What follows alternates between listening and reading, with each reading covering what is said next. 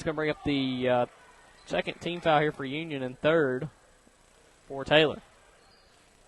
Yeah, Coach Curry yelling across the floor to stay on the floor, as Amber Taylor, a senior, should know by now not to fall for that pump fake.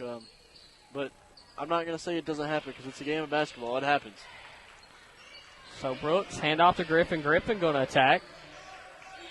Kick out to Newhart, and now back out front to Formont. Formont gets a screen from Billingsby, who is subbed in for Ray. Then in goes Billingsby. She's blocked by by Nash. And now King fires one ahead. One bounce to Perkins. Perkins goes up, reverse left, and one for Perkins.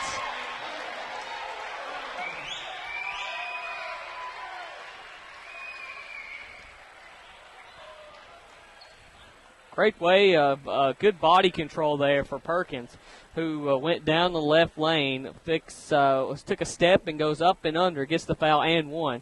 As the Union trying to take the three-point lead, and they do. Quickly, Jefferson off the bench now. Let's see what they do. They're going to give King a break. So Union going big now. This is kind of interesting with Jefferson and Nash in there at the same time. Flex your muscles, John.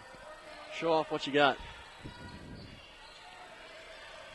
So let's see how Coach Smith reacts to this, if he does at all. But you are right, though. That's not something that we usually see at all. It's Jefferson and Nash in at the same time, and we'll see how it works. I mean, this could be a deadly combination for Union. Formont goes baseline and puts it up and in on Jefferson.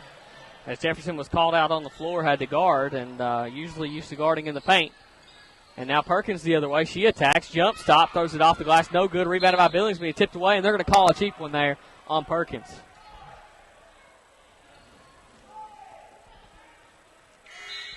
It's Perkins. That's going to be her third. So something to watch out for here for the Bulldogs is now Perkins going to have to go back to the bench. Amber Taylor also has three. You can probably let the guards play a little more than you can a forward top like Perkins, because Perkins has to guard a lot more than Taylor does. Yeah, absolutely, John. And Perkins, too, is one who plays defense a little more uncontrollable than Taylor does, or even Mara Rice. So you have to watch out for her a little bit more so than your other players. 48-47, 13:09 left to play. It's Taylor across the timeline, over to Roberts, who gets the screen from Jefferson. Dribbles back to the top of the key. Now skip pass back over to Taylor. Taylor waves off the screen, spin move, floats it up. Good! What a basket for Amber Taylor. 50-47. Bulldogs have the lead. Formont brings it over the timeline, calls out the play. Up at the top of the key for Brooks. Brooks over to Griffin, who gives it to Billingsby. Almost picked off there by Roberts, as Billingsby way out on the floor. As now hand off to Formont. Now Griffin, jump stop, jumper, no good. Rebounded by Jefferson and fouled by Griffin. And Phil Ropesian Arena coming alive a little bit. It is a blackout, Mason. Yeah, John, you can see that other than Allison Roberts' family, who has shirts with her face on it. But I want to get me one of those, by the way. John, Allison Roberts' family, if you're listening, and if you're listening now, I want one of those Allison Roberts T-shirts. Or even if they're listening later, John, because I know a lot of them down there with the shirts on. So maybe if they go back and watch this for her senior night or reminisce a little bit, John North wants one of those T-shirts. I'm a big fan. I'm a big Allison Roberts fan. Crossover dribble for I got a funny Allison Roberts story I'll tell in a minute. There's a bounce pass into Nash. She spins. Double team, puts it up anyway. No good. Taylor trying to get the rebound as both Brooks and Taylor hits the deck. As Calfee comes away with it. Up ahead to Formont. Left-hand dribble goes down the left lane, kicks it out to Newhart, who throws it into Calfee. She spins in the middle, and she's going to turn it over. And now Roberts hits the floor, picked up by Billingsby. Billingsby's going to put it up, no shot, but they're going to call a foul on Roberts, who was on the ground trying to get the ball. John, this game, as you mentioned before, getting not only a little, but really, really physical right now. We saw Taylor on the floor over here, Mara Rice on the floor earlier, Roberts on the floor right now. I mean, let's go. Let's gloves off. Let's go. I'm with you, man. That's out to Formont as another foul there. As it's going to be that time they're going to call it on Calfee. as somehow Calfee gets called for the foul on the ground. I'm sure it was something beforehand, as Coach Smith doesn't like that one. Both these officials working the ref really hard. It's playoff time, Mason. I mean, let's go, like you said. Jumper by Taylor on the way, no good. Rebounded by Formont. John, both of these coaches, not both of these officials. Yes, that's true. Formont, crossover dribble, step back out to Newhart. She's going to let a three fly. No good. Rebounded by Taylor. Taylor now on the run, looking ahead to Nash. She's got Roberts for the trailer, thinks about the three, puts it on the deck, goes down the lane, puts it up. No good, but she's fouled as Calfee commits it. And I'm telling you, Allison Roberts is fired up. She is on another level, John, between down here where I thought she was going to tackle whoever had the ball, but down now on the other end, on the offensive end, getting fouled and showing some emotion. That's going to fire this team up a little bit and get them going a little bit. Or maybe extend this lead beyond 3.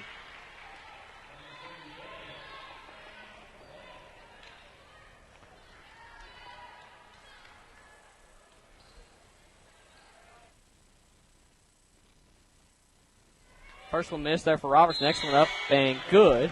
So Bulldogs are going to lead at 51-47 as Taylor comes out, gets a high five from Coach Curry. Reagan King subs in. And the story I was going to tell about Roberts there is yesterday, Allison Roberts, she wore a shirt to the senior interviews that said, "Shoot till my arm falls off." And I said, when I asked her, I said, "What do you want your legacy to be?" You were talking about as that one goes inside the race. She puts it up and in. So 51-49. And she was going to say on air, it's going to be live, that's what she wanted her legacy to be. She chickened out on me, Mason, but I told her I was going to tell that story on her on the broadcast, that she wanted her legacy to be that she shot till her arm fell off. John, she does. I mean, we've seen in prior games, not so much this game, but in prior games, she shoots at will, and obviously Coach Curry doesn't really mind that, so she has that green light at any point in time. But obviously anywhere on the floor, too. Anywhere on the floor, if she crosses that court, she's open, she takes it. Coach Curry, very exasperated look over there for the Bulldogs as he shakes his head. So 51-49, Bulldogs are leading here with 10:34 remaining. We're going to step out, take a break. We'll be back. You're listening to the Bulldogs Sports Network. I'm at the top of my class. I am pursuing a double major. I am a student athlete. I am pursuing a postgraduate degree. I am a helping hand. I am from England. I am an aspiring artist. I am a future doctor. I'm a soldier.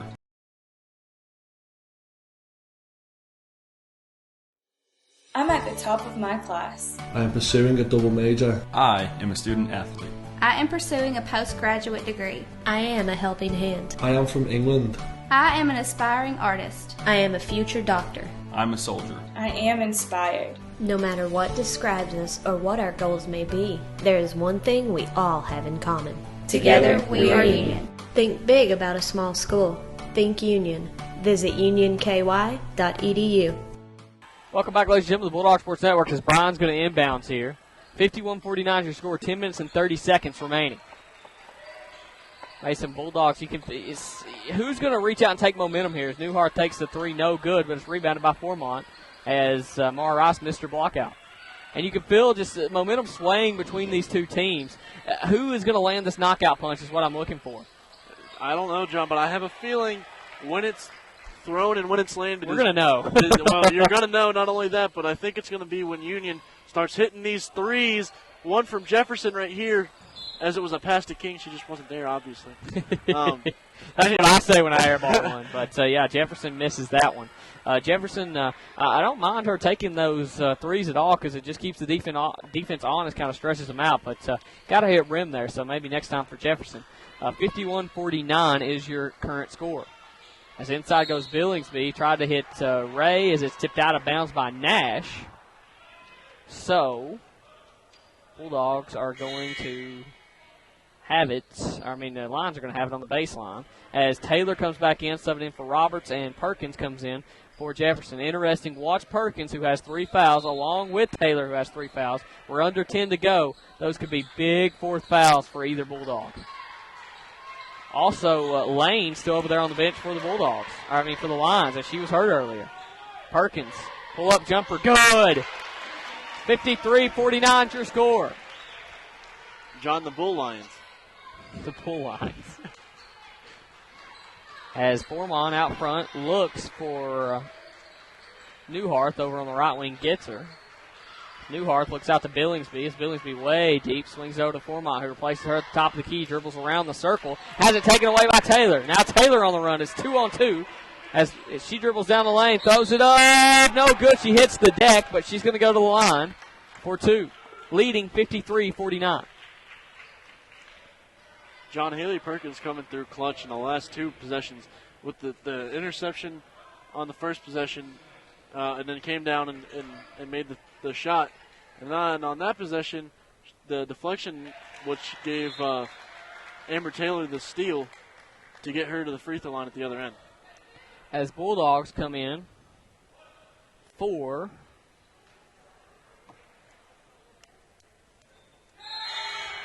that's two shots there by Taylor. 55-49. Griffin comes in for Newhart. And now Perkins subs out. Great offensive defense substitution there from Coach Curry as he puts Jefferson back in. Basketball Minds. Offense-defensive game between these two coaches get started real early. As we obviously saw from Coach Burton earlier this year, was starting the offensive-defensive game pretty soon, and Coach Curry kind of forced to do that early in the second half. As three on the way for Griffin, no good, but Billingsby pulls it down. This could be big. Who's this foul on? It's going to be called on Jefferson, but Taylor was in the vicinity, is why I said that. So 55-49 as you score, 8:50 remaining as Billingsby going to go to the line for, not going to say huge free throws yet, but a couple, I guess, big free throws. As you want to, keep this lead by Union as tame as possible until the last 5 minutes, and indeed she makes the first. You got to keep it here with under 10. You cannot let that lead get around 10 points. So big couple offensive possessions here for the Lions. As Billingsby, 78% free throw shooter, pretty good for a center. Seems like we say that a lot. As that one misses, as Nash pulls down the rebound. Union leads it by 5, 55-50. John, we say that a lot because we have two of the best free throw shooting centers in the That's league true. here between Nash and Billingsby. As Nash goes up, misses it, and now tries to chase the rebound. It goes out of bounds. So it's going to be a foul. Excuse me. Is that on Lydia Nash? Yes, it is. It's going to be her third now. So Union with three key players with three fouls, Lydia, Perkins, and Taylor. And another one with two with Mara Rice. So now, Union over the limit, headed. So now Bryan will be headed to the line every foul now. Yeah, and that's another big thing. Now they score without the clock moving, and, you get a foul like that, they walk the length of the floor, and no effort here as they put one free throw up and in for Griffin. Griffin, nice player there, 73%. Very impressed with Griffin off the bench here for the Lions. As now Jefferson comes back in. She's going to check in for Nash this time, who has three fouls, and maybe just a little break before we get to the stretch run.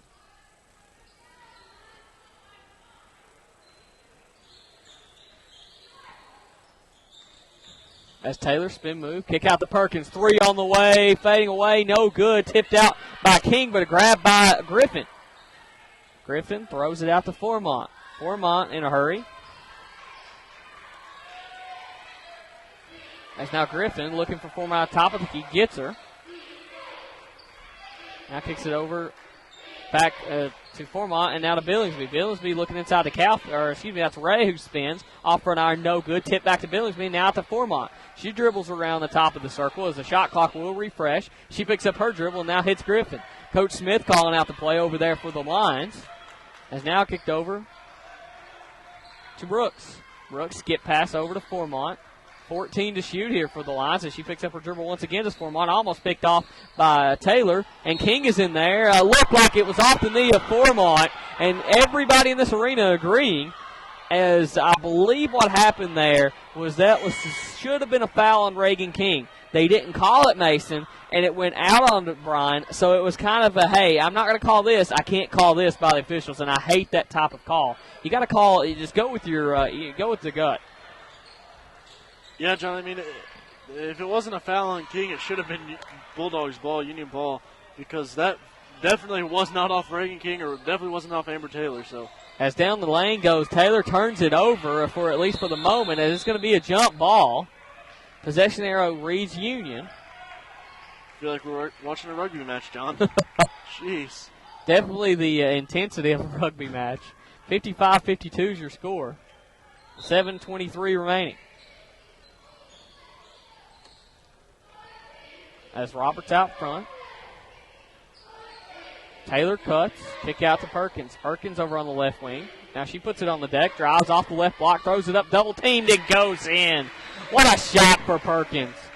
Give Perkins 16 points on the night as well. 18. See, John, you just got to wait and tell the stats later because you and the scoreboard never get along. We're not good friends. Ray out front, kicks it to Formont. Formont, pump fake, goes down the lane, has her ball tipped away, and Perkins comes up with it. Union has the advantage if they can hurry. Throws it over to Roberts. Roberts up off the right block, finger roll, she hits the deck. Roberts hit hard there, by the way.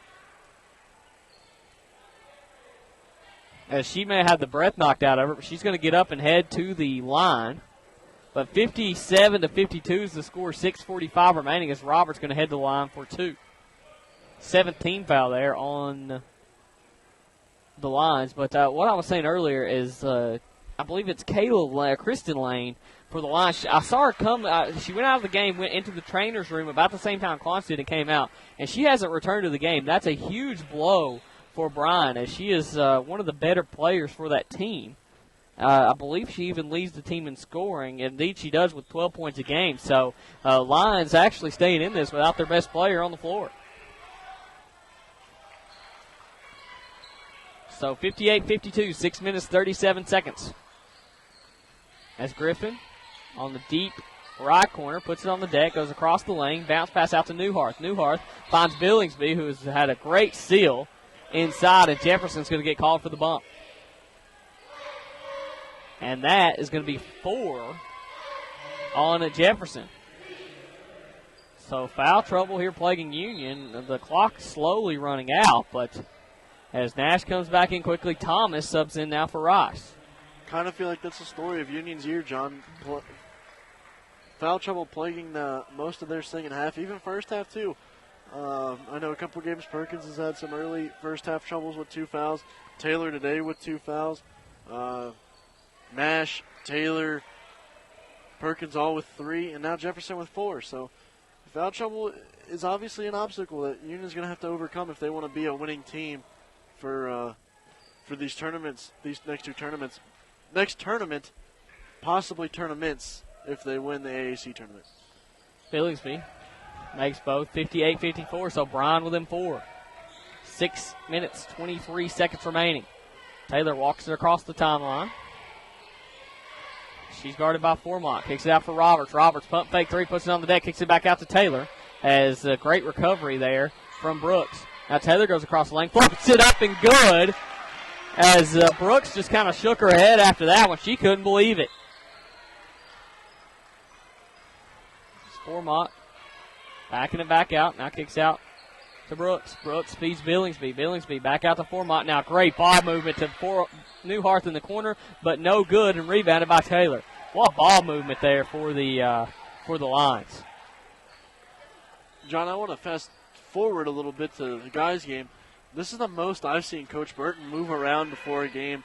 Usually during the girls' game in the second half, he's standing in one spot and doesn't move. So I believe Coach Burton is running for office down there the way he's acting as Perkins tries to save that one in, but we still have a long way to go in this women's game. As Formont goes up off the block, no good.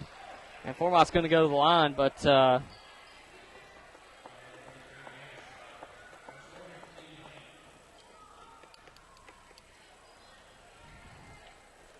Formont going to go to the line.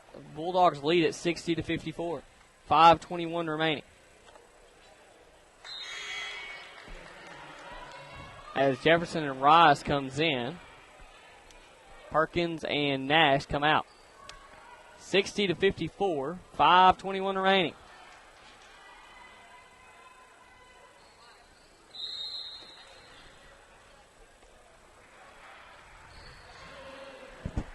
As it is going to be a timeout on the floor, as it's going to be a full, so we're going to take a break. 60-55 is your score. Bulldogs lead it by 5. 5:21 remaining. You're going to want to stay with us, folks. So this is going to be an electric 5 minutes as these two teams competing for a 2 seed. We're going to take a break.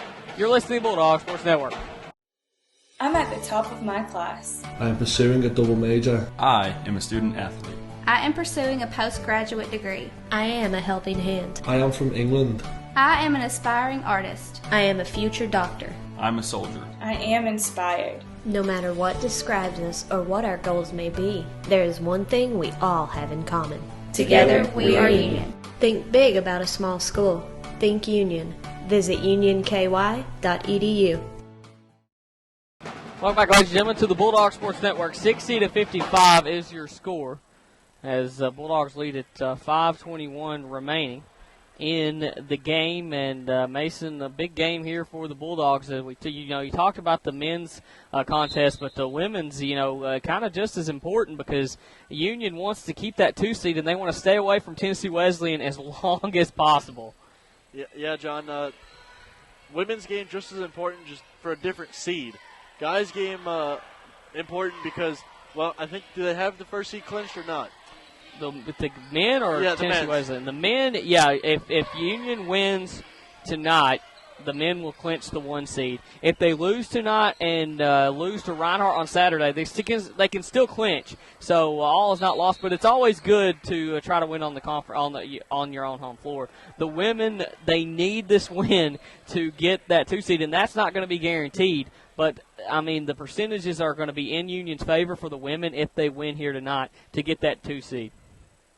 And I can't stress that Tennessee Wesleyan team pretty good, folks. 21-3 overall, 16-2 in the conference. I mean, we've seen them here, got beat by them down there. They've got the total package this year. But as I've said before, you get in Kingsport, anything can happen. The Bulldogs upset Tennessee Wesleyan last year at Kingsport, and the same can happen in a one-game format like that, Mason. Anything can happen. Plus, the sightlines for the teams in Kingsport, especially for the women's team, it keeps getting better as the game goes because you can't come in there and expect to shoot lights out because it's different sightlines. And you've seen it for at least the volleyball tournament. It's an odd setup in there. Oh, it is. It's different, John. And I'm sure basketball is going to be a lot different than volleyball is because of the backdrop. Here, and I'm sure at other places too, John. I'm not sure how. I haven't been on the road yet, but I'm not sure how other gyms are set up. The backdrop, the walls are so close to the rim or the basket, so that your depth perception is different. Especially there, where the walls are so much further back than what they are here. So the depth perception is going to be 100% different than what they're used to. Formont, pump fake, one dribble, shot, no good, left it short. Has it tipped around, and the Lions are going to keep it. 60-56 is your score with 4 minutes remaining. As Perkins and King come in, Rice and Thomas takes a seat for the Bulldogs.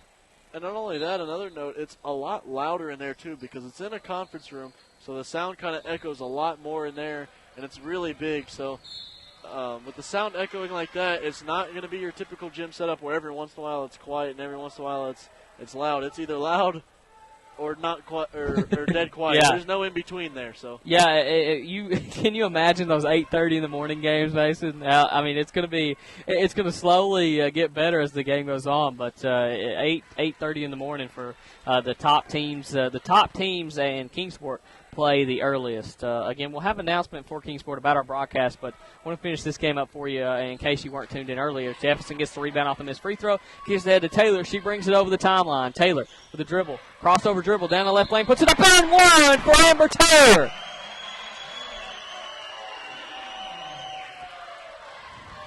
Taylor with great body control, kind of adjusted in midair, puts it up off the glass for 2. That's going to be 8 total team fouls for Bryan as Taylor goes to the line to complete the and one play. Can't do it. Rattles out. Rebounded by Formont. Formont brings it over the timeline. Probably spocking out like crazy too, Mason, because my game is a little up. So I do apologize if I got a little excited.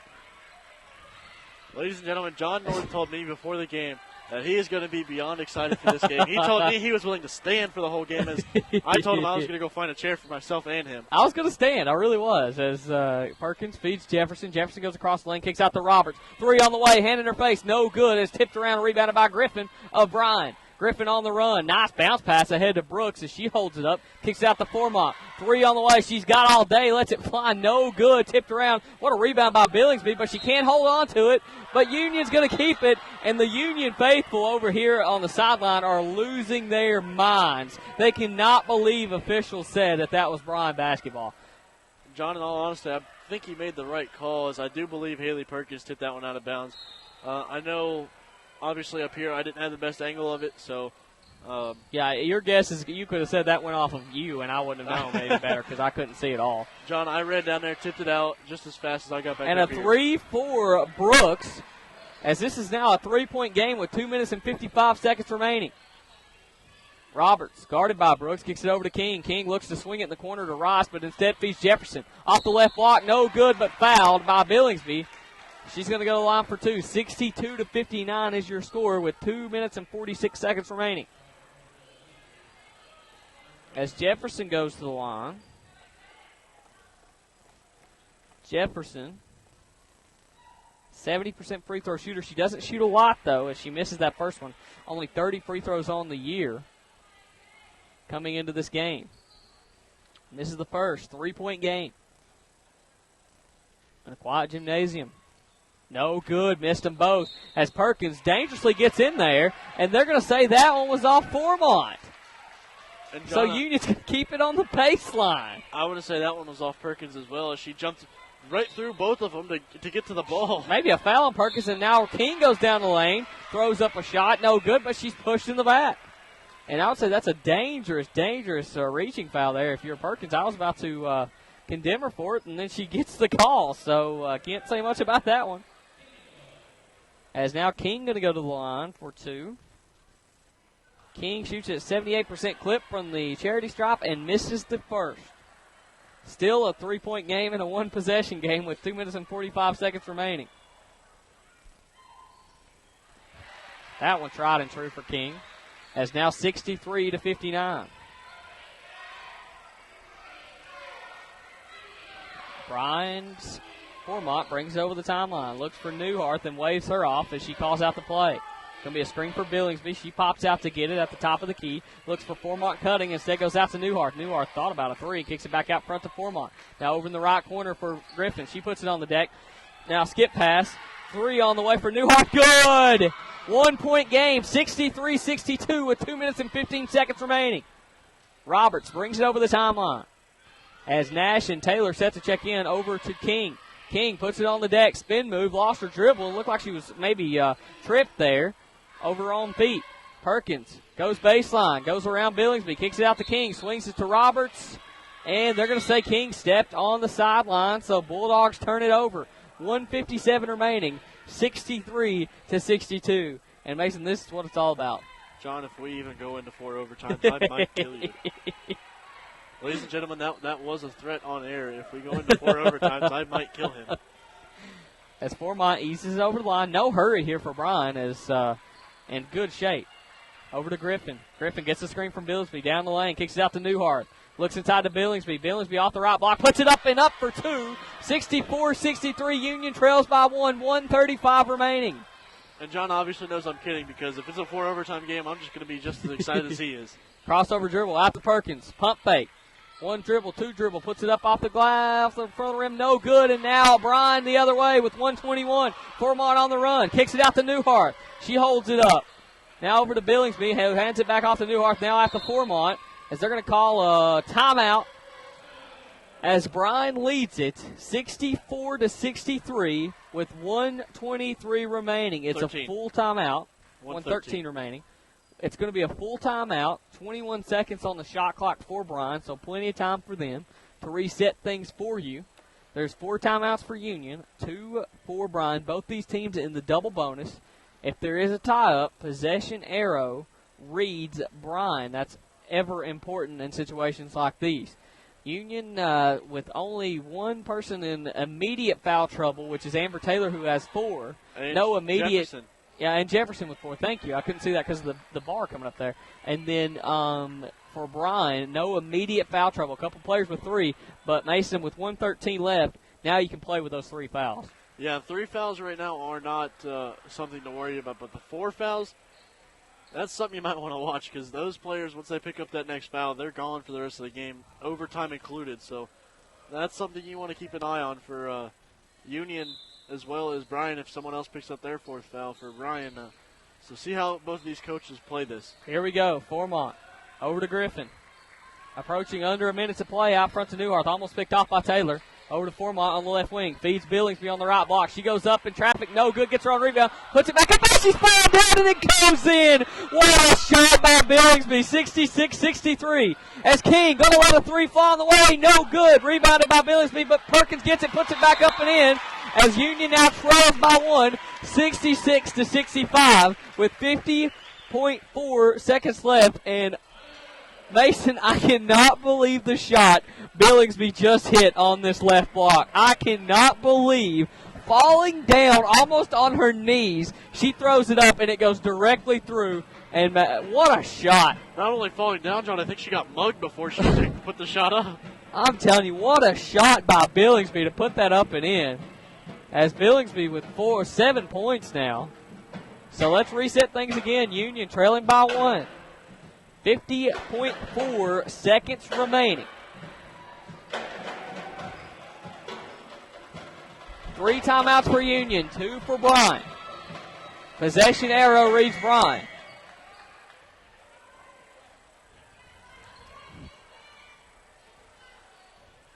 So let's see what the Bulldogs can do defensively. Mason, you don't have to foul here. There's a 20-second differential between the shot clock and the game clock. So you could definitely D up. Yeah, John, no need to foul here at all. D up. Try to get the ball back. I mean, if you get a shot clock violation, you get the ball back with 20 seconds left, and basically you're free to take the last shot and win the game. Formont behind the back dribble as Billingsby cleans Roberts with the screen. As that's going to be a walk as Union's going to have it. As Newhart got called for the walk. And, John, I do want to say I took my headphones off for just a split second to talk to someone behind me, but I didn't realize how loud it is in here. It was deafening. It's loud in here. I'm loving the atmosphere. 30 seconds and Union has it. Off to King on the right wing. Looks for a cutting Roberts. Union trails it by 1. Into Nash. Nash goes up in traffic. No good, but she's fouled by Billingsby on the spin. John, the only thing that scares me about this, though, is there is 23 seconds left on the clock, and there is no shot clock. These are the moments you live for, John. I mean, and you're one of your best free throw shooters at the line, so you could possibly take the lead here, if not tie it. It's a tie game with 23.1 seconds left. I'm going to turn around here and knock on these wood bleachers. That way I don't jinx myself. As Jefferson quick to come in. That's one all the way for Nash. Good. So Union will have the 1-point lead, 67-66 with 23.1 seconds remaining. No timeouts called here. 3 for Union, 2 for Bryan.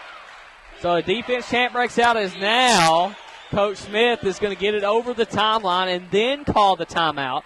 So a good call by him with 17.7 seconds left. It's going to be a full timeout. Union leads it by 1, 67-66. Folks, the 2 seed of the AAC tournament is on the line here tonight. The winner will probably get that 2 seed. The loser will probably get stuck with that 3 seed. And that's probably not good news, but either team can bounce back from this. But you got pride on the line. You got the seeding on the line. Bulldogs still have to go on the road to Reinhardt, but this is what AAC Conference basketball is all about. John, this is unbelievable. It's so loud in here. I feel like I'm in a bigger gym than what I'm in. It's loud. It's beyond loud in here. And if you're Bryan too, it's important. You don't need a 3, and you don't want to force a 2. So if you get an open layup, take it. But work. You have 17 seconds. Work the ball around and find another shot. You've got to go before 6 seconds on the clock as well to give yourself some time. Inbound to Griffin, who gives it back to Formont. Formont, top of the key, 14 seconds. Handoff to Brooks. Now over to Griffin, 11 seconds. To Newhart, who finds Billingsby. Handoff to Newhart. She's going to go down the lane. It's a charge! Draws the charge! What a huge way to put your body on the line for this team. Absolutely huge charge from Haley Perkins. And Coach Curry putting one of his better free throw shooters, actually probably his best free throw shooter, back in the game. Bryan's Coach Smith not at all happy about how that play progressed. No, he's not. I'm sure that's not how he drew it up, Mason, as Bulldogs 67, Bryan Lions 66. There is 6.5 seconds left. Union will have it. Both these teams in the double bonus. So Bryan is going to have to foul immediately.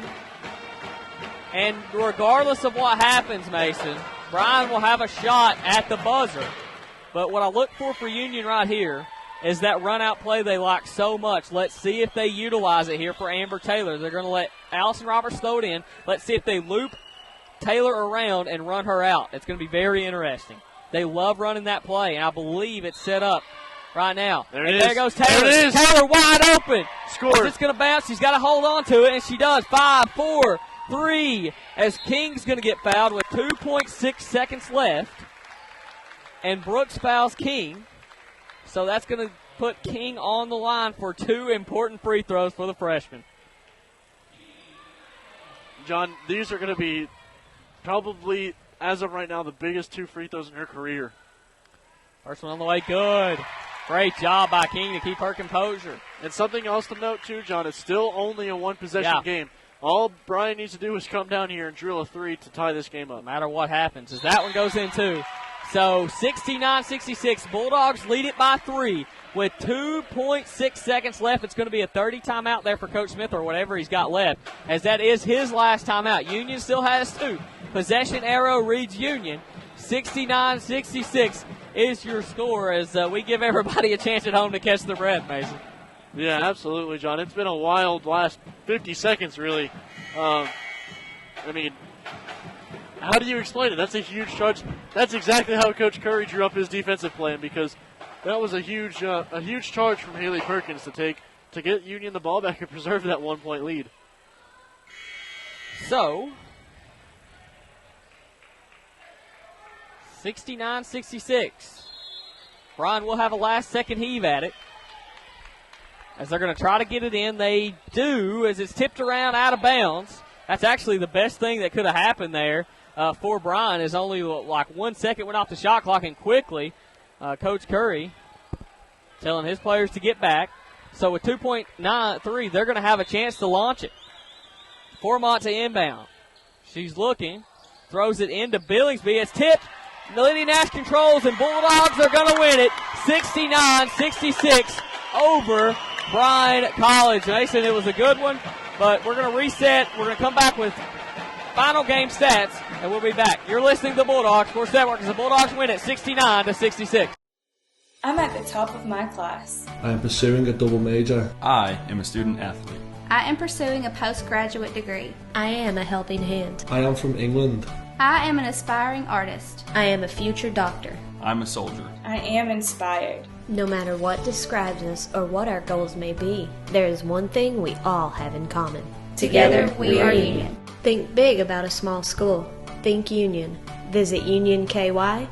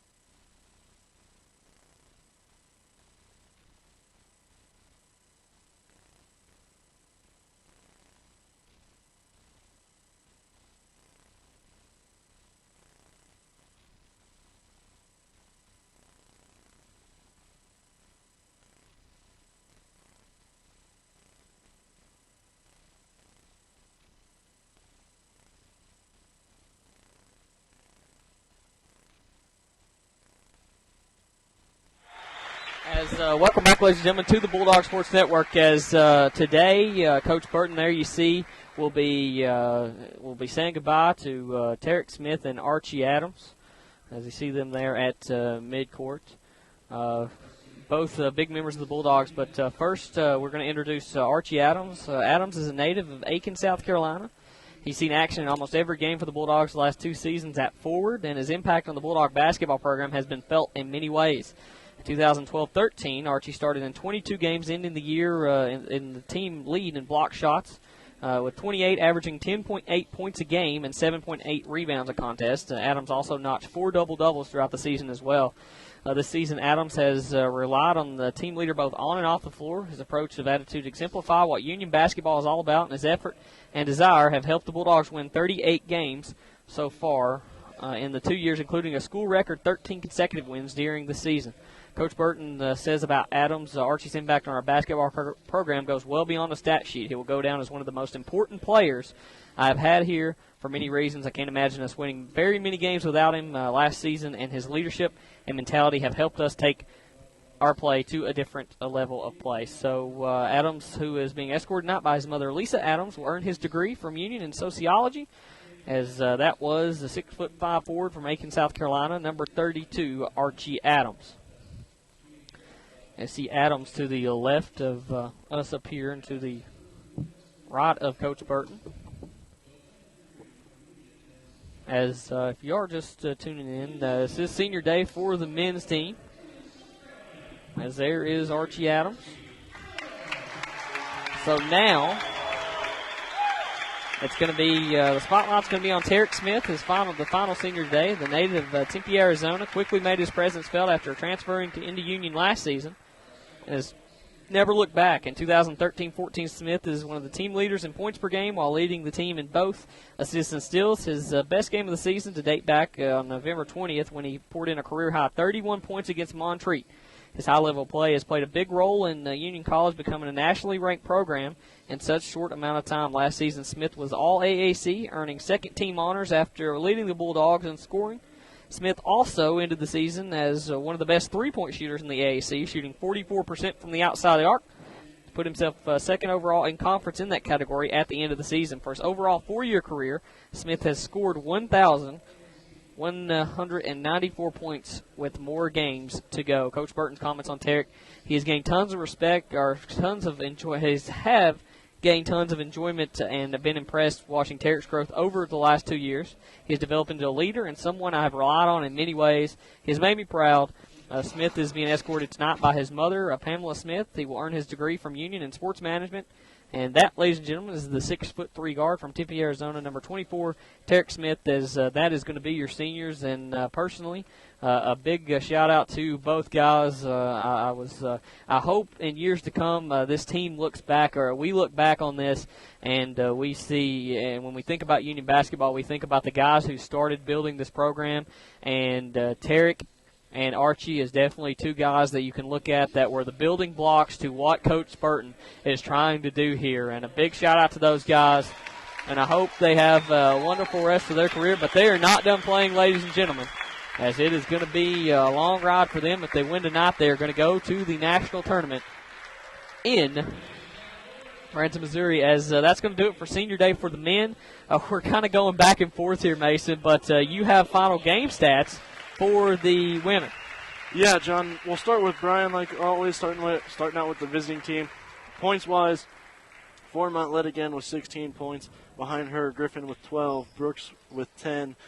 With 7, you had Lane and Billingsby. With 6, you had Ray and Neuwirth, yeah, that's how I say. And rounding out the scoring, we had Calfee with 2. For Bryan, 36% from the field, 38% from 3, and 65% from the line. Only getting to the line 25 times for Bryan. For Union, Haley Perkins, huge night, 20 points. Behind her, Lydia Nash with 14, Amber Taylor with 13. So Amber Taylor, regardless of not playing much at all in the first half, had a huge night. After those players, you had King with 11, Roberts with 10, and rounding out the scoring was Mara Rice with 1, So, like we said, John, even though some of the seniors didn't get in on senior night, still a big night for them. Last game here in Robeson Arena, and that's going to do it really for their season. So Bulldogs win at 69-66. Funny, Mace. I almost called you Bryan. I got Bryan on the brain, but funny. We go to Bryan. Union goes to Bryan. They get beat by 3. Bryan comes here. They get beat by 3. I would love to see those two teams matched up in the tournament because, like I said, they match up so well with each other, and it's so much fun to watch as that basketball game was. So that being said, that's going to do it for us. The next broadcast we have for you for the women's team is going to be in Kingsport. So stay tuned to UCBulldogs.com, folks, as they're going to have all the updates for you. As everything will probably go final on Saturday, we'll know what seed everybody has. That's probably going to wrap it up. So stay tuned. We'll be with you in Kingsport. A special note about that that tournament in Kingsport. We do not have video this year. We won't have video due to the fact that the conference is charging for the broadcast this year. That being said, you can still listen to me for free. So I'll have play-by-play for you in Kingsport, but we will not have video feed at Kingsport. We'll have it for you here tonight for the last home game, but we will not have that for you again. I'm sorry about that. That is not a rule that we have. That is a rule that the conference has instated that we can't, if they're charging for it, we can't do it for free. So we'll have that for you. As we'll have, if you don't want to pay for that broadcast or you don't want to come to Kingsport, I will have it for free, but it will be audio only. So if that's something you're interested in, if not, head on down to Kingsport. It's a wonderful time, a wonderful facility. Mason, we're going to get out of here and reset for the men's game. So for Sports Information Director John, I almost said John Stansel. That is his name, but Jay Stansel and John Gatto, my color commentator Mason Elam, my camera woman is in Jessica Frisbee. I'm the voice of the Bulldogs, John Norris, signing off, saying I'll catch you down the line, but stay with us for the men's game, as if the men win, they clinch a bid to the national tournament. We're going to take a break. You're listening to the Bulldogs Sports Network. I'm at the top of my class. I am pursuing a double major. I am a student athlete. I am pursuing a postgraduate degree. I am a helping hand. I am from England. I am an aspiring artist. I am a future doctor. I'm a soldier. I am inspired. No matter what describes us or what our goals may be, there is one thing we all have in common. Together we are Union. Think big about a small school. Think Union. Visit unionky.edu. Whether it's new or used parts you need, car parts, truck parts, SUV parts, foreign and domestic parts, any part from A to Z, Davis Salvage and Auto Parts on the Cumberland Falls Highway in Corbin has it or can find it. Davis Salvage specializes in late model auto and truck parts. For over 40 years, the Davis family has supplied customers all over the United States with new and used auto and truck parts. Davis Salvage, open Monday through Friday, 8 to 5 p.m. or online at davissalvage.com. Take a look at their inventory. Davis Salvage and Truck Parts on the Cumberland Falls Highway in Corbin, the only place to go for all your vehicle needs. Pool parties are making a huge splash at the new Stivers Aquatic and Wellness Center in Barbourville, home of the area's only indoor Olympic-sized swimming pool. Guests will enjoy 2 hours of fun in both the pool and party room. Parties are now being scheduled for any day of the week. Book yours today. Call 546-0005 or visit us on the web at stiverscenter.org. Stivers Aquatic and Wellness Center. It's good for you. Pool parties are making a huge splash at the new Stivers Aquatic and Wellness Center in Barbourville, home of the area's only indoor Olympic-sized swimming pool. Guests will enjoy 2 hours of fun in both the pool and party room. Parties are now being scheduled for any day of the week. Book yours today. Call 546-0005 or visit us on the web at stiverscenter.org. Stivers Aquatic and Wellness Center. It's good for you. Pool parties are making a huge splash at the new Stivers Aquatic and Wellness Center in Barbourville, home of the area's only indoor Olympic-sized swimming pool. Guests will enjoy 2 hours of fun in both the pool and party room. Parties are now being scheduled for any day of the week. Book yours today. Call 546-0005 or visit us on the web at stiverscenter.org. Stivers Aquatic and Wellness Center. It's good for you. Pool parties are making a huge... I'm the first college graduate in my family. I am a fan of classic literature. I am a fine arts major. I am strong in my faith. I am a fitness fanatic. I'm a champion. I am working my way through college. I am ambitious. I am a Southern Belle. I'm a single parent in college. No matter what describes us or what our goals may be, there is one thing we all have in common. Together we are Union. Think big about a small school. Think Union. Visit unionky.edu. I'm the first college graduate in my family. Good evening, everyone, and welcome to Robeson Arena on the campus of beautiful Union College as we get you set for AAC men's conference action as it's the Bulldogs versus the Lions. A lot rides on this game for the Bulldogs. The Lions look to improve their seeding, but with a win tonight, the Bulldogs will win the conference outright for the first time ever, and they will be the solo outright winner for the first time since the 71-72 season. They will clinch the 1 seed heading into Kingsport for the conference tournament and will also win an important bid to the national tournament. Hello again, everyone. I am the voice of the Bulldogs, John North. Welcome everybody in to the Bulldog Sports Network, here to bring you all the action. A big hello to all of our friends, family, and alumni, and also live on 93.3 WYWIs. Once again, and the last time at home, I bring along my broadcast partner, Mason Elam. As Mason, if the women's game is a sign of anything to come, it's going to be a good one here from Robeson Arena. John, I'm excited. I really am. Looking at both of these teams, you can tell everything's on the line. They're both ready to go. I mean, not much more to say than throw the ball up in the air and let's go. Yeah, I mean, it's 13 minutes and 32 seconds for tip-off, and I am ready for this one. As we said it before, Coach Burton's been walking around like he's running for office right now, shaking hands. The coaching staff feels great about this one. So, anytime you have a Bryan team like this come in, it's going to be tough. Bryan has a player on their team who is the leader in rebounds per game, is top in scoring, in Brandon Cole. And it's going to be tough to stay in front of Cole and guard him. But with that being said, who knows what's going to happen here tonight. But I know a lot rides on this Bulldog team. Now, if they do lose, which is not out of the question, it is going to be interesting to see how it all plays out. Most likely, if Union loses tonight, they go on the road. A win against Reinhardt would also clinch. A loss against Reinhardt would probably also clinch as well. After the front tiebreaker, which I'm going way ahead of myself here, the first tiebreaker is head-to-head against common opponents from top to bottom. So it would be the Tennessee Wesleyans, all that. And luckily, Union has only lost to the two bottom teams in the conference. So if that comes down to it, then Union will own that tiebreaker as well. But if they win tonight, you can throw all that out the window because they are going to go to the national tournament and be the 1 seed heading into Kingsport. So with that, we're going to take a break. We've already had Senior Day here. We will have the Senior Day videos and an interview from Coach Burton about his seniors. But first, we're going to take a break. And we'll be back. You're listening to the Bulldog Sports Network. Whether it's new or used parts you need, car parts, truck parts, SUV parts, foreign and domestic parts, any part from A to Z, Davis Salvage and Auto Parts on the Cumberland Falls Highway in Corbin has it or can find it. Davis Salvage specializes in late model auto and truck parts. For over 40 years, the Davis family has supplied customers all over the United States with new and used auto and truck parts. Davis Salvage, open Monday through Friday, 8 to 5 p.m. or online at davissalvage.com. Take a look at their inventory. Davis Salvage and Truck Parts on the Cumberland Falls Highway in Corbin, the only place to go for all your vehicle needs. Whether it's new or used parts you need, car parts, truck parts, SUV parts, foreign and domestic parts, any part from A to Z. Huge splash at the new Stivers Aquatic and Wellness Center in Barbourville, home of the area's only indoor Olympic-sized swimming pool. Guests will enjoy 2 hours of fun in both the pool and party room. Parties are now being scheduled for any day of the week. Book yours today.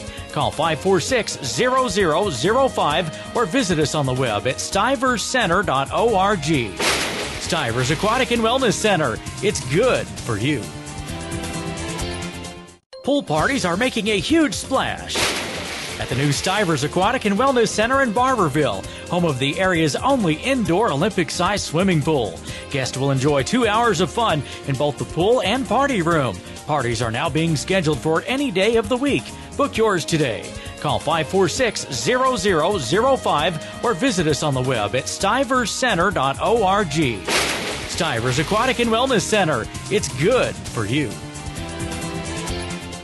Pool parties are making a huge splash As welcome back, ladies and gentlemen, to the Bulldog Sports Network. As you can see there in the student section, fatheads, Mason, have made their way into the Union student section here on the blackout as big fatheads of Archie Adams and Tarek Smith. A fantastic job there by the student section, by the way, to make those and get those in here. That is awesome. Yeah, I absolutely love that, John. That is awesome. You see those at all Division I games. So to have them here at Union College, what's better? It's made this game made it a whole heck of a lot better. I love it, John. A lot of festive stuff going on here for this game. The women also want to show them some love. A huge game for Coach Curry and his women. We said they were clicking on all cylinders heading into this conference and conference tournament, and they proved it with a win here tonight against Bryan. A statement win for Coach Curry and his Bulldogs. Now we have to get another one. If you're a Bulldogs fan, you got to have your fingers crossed here for the Bulldogs. As I said, you absolutely do not have to win here tonight. But do you want to win the conference outright on your home floor? Heck, yes, you do.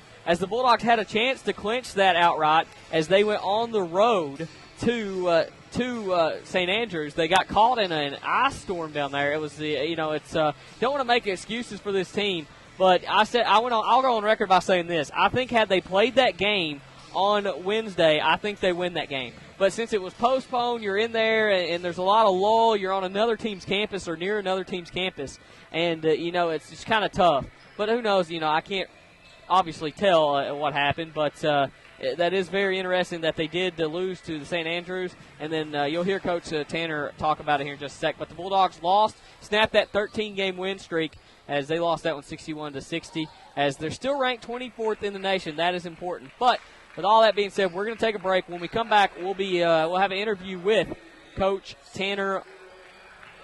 I'm blanking on his last name for whatever reason. As Coach Tanner Massey. Thank you very much. There we go. As we're going to take a break, we'll be back. You're listening to the Bulldog Sports Network. I am a fan of classic literature. I am a fine arts major. I am strong in my faith. I am a fitness fanatic. I am a champion. I am working my way through college. I am ambitious. I am a Southern Belle.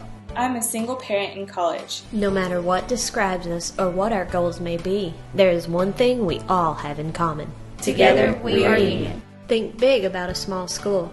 Think Union. Visit unionky.edu. Welcome back, ladies and gentlemen, to the Bulldog Sports Network. I'm now joined by assistant coach Tanner Massey. Coach, it's glad to have you up here again. Man, it feels good to be back. It's been a while since I've joined you on the radio. Yeah. So looking forward to doing this again. And the reason you guys have been gone so long is you guys got stuck in North Carolina for 3 days. You go on the road. You drop one to St. Andrews. Just kind of walk us, as little as possible, walk us through that one and how your guys felt afterwards.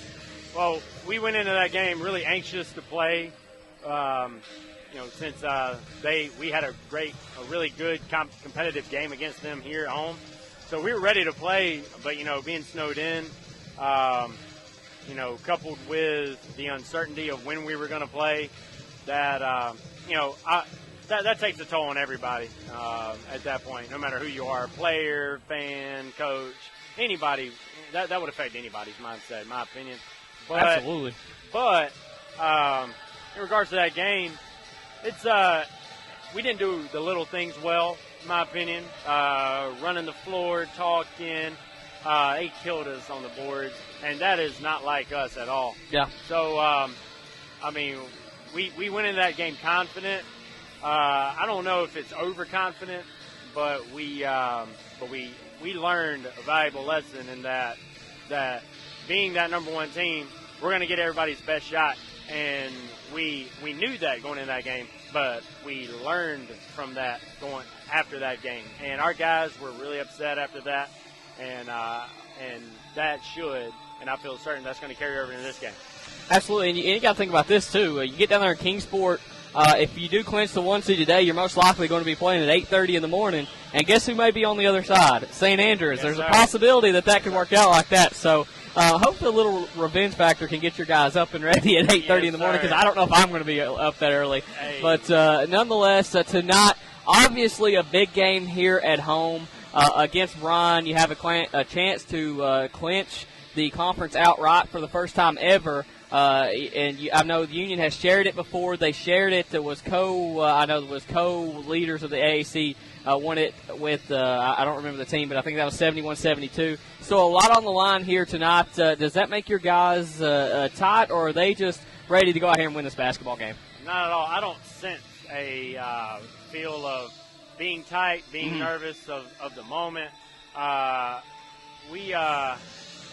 guys, I feel very certain that they're going to be ready to play.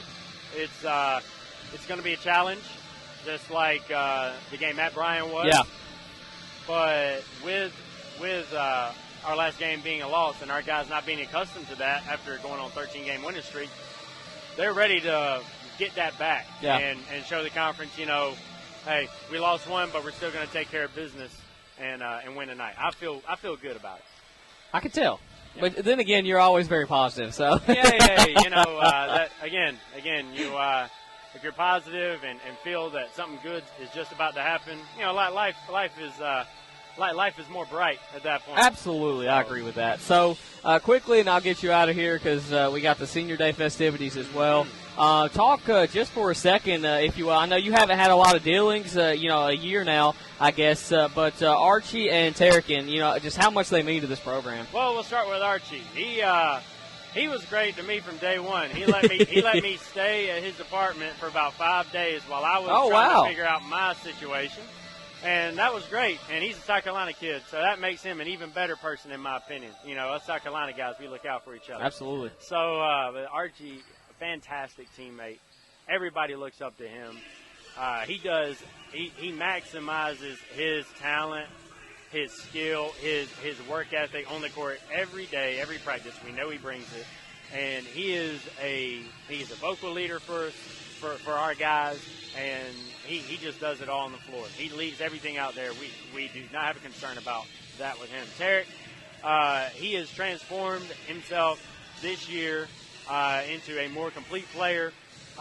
He has led our team. He might be our most vocal guy in the locker room, along with Archie, and Tarek has taken great ownership in this basketball team. Since the first day I met Tarek, I knew he was a special kid, and I have loved to be around Tarek.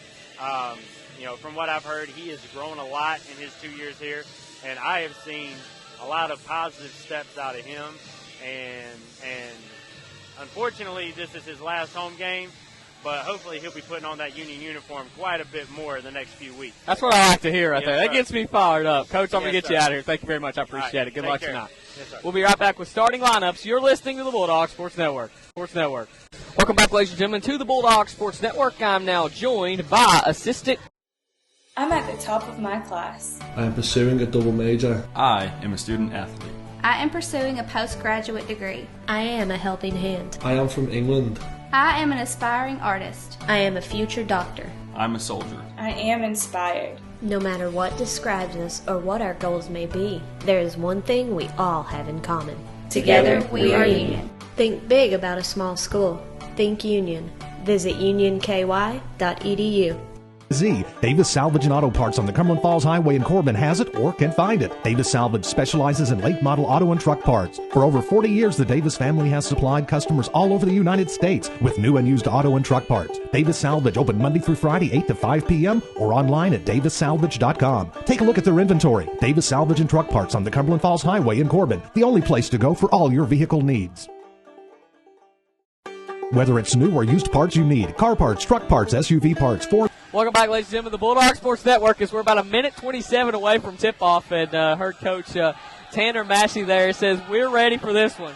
And judging by anything there, as we saw a couple of dunks and warm-ups from the Union players, I think they're loose and ready to go. What do you think? Absolutely, John. We saw them. The refs didn't get out till late after they went back in. And probably good that they didn't, or we would have had about 4 technicals there to start the game off, as both these teams absolutely fired up, as an atmosphere like this is enough to get that visiting team riled up as well. So, Union wins this, folks. I'll probably say it enough times where you'll be ready to kill me. They clinched the conference outright. That hasn't been done here at Union, and they've only been a co-share of the number one seed, not the number one seed, but the conference. They've only shared it. and they have a chance to own it. But with that being said, we're about 35 seconds away from getting started. As Mason, I mean, I don't know how to. I know it's my job, but I just don't know how to put this atmosphere into words. You can't, John. I mean, this is unlike anything we've seen all year. I mean, our players obviously show that they're loose and ready to go between Gerard Newby pulling out a 360 windmill dunk, a few players throwing it off the backboard. They're ready, John. They are ready. It's going to be good, Mason. I'm excited. I was excited for the women earlier as well. And this is what being a Bulldog is all about. But got to give Bryan their due as well, as they are a very respectable team. And I'm not afraid to say that Bryan has my favorite player in the conference, and that is number 52, Brandon Cole. And, folks, if you don't know Brandon Cole, you might as well get used to hearing his name a lot, as he averages 25 points a game. Union held him to his lowest total all year at 12. The next lowest that he scored was 17. So since then, he's rattled off numbers: 36 points, 22 points, 25 points, 19 points, 34 points with a 13-14 effort board. So quickly here, we're going to get to starting lineups as I'm gushing over Brandon Cole. Bryan, 14-13 overall. Don't let that record fool you. 9-7 in the AAC. Starting for them, number 0, Derek Walker, the 6'5 senior out of Covington, Tennessee. Number 1, Logan Sharp, the 5'10 guard, senior out of Alcoa, Tennessee. Number 45, Alan Holt, the 6'6 junior out of Clinton, Tennessee. Number 52, Brandon Cole, 6'2 sophomore out of Crossville, Tennessee. And number 3, Robert Torino, the guard 5'10 out of Crossville, Tennessee. The head Bryan lines are coached by Don Ricossi. As now for your Union College Bulldogs, 23-4 overall, 14-2 in the AAC. Number 5, Fitzgerald White, 6'7", junior out of Miami, Florida. Number 14, Mike Buter, 6'1", freshman out of Newport, Kentucky.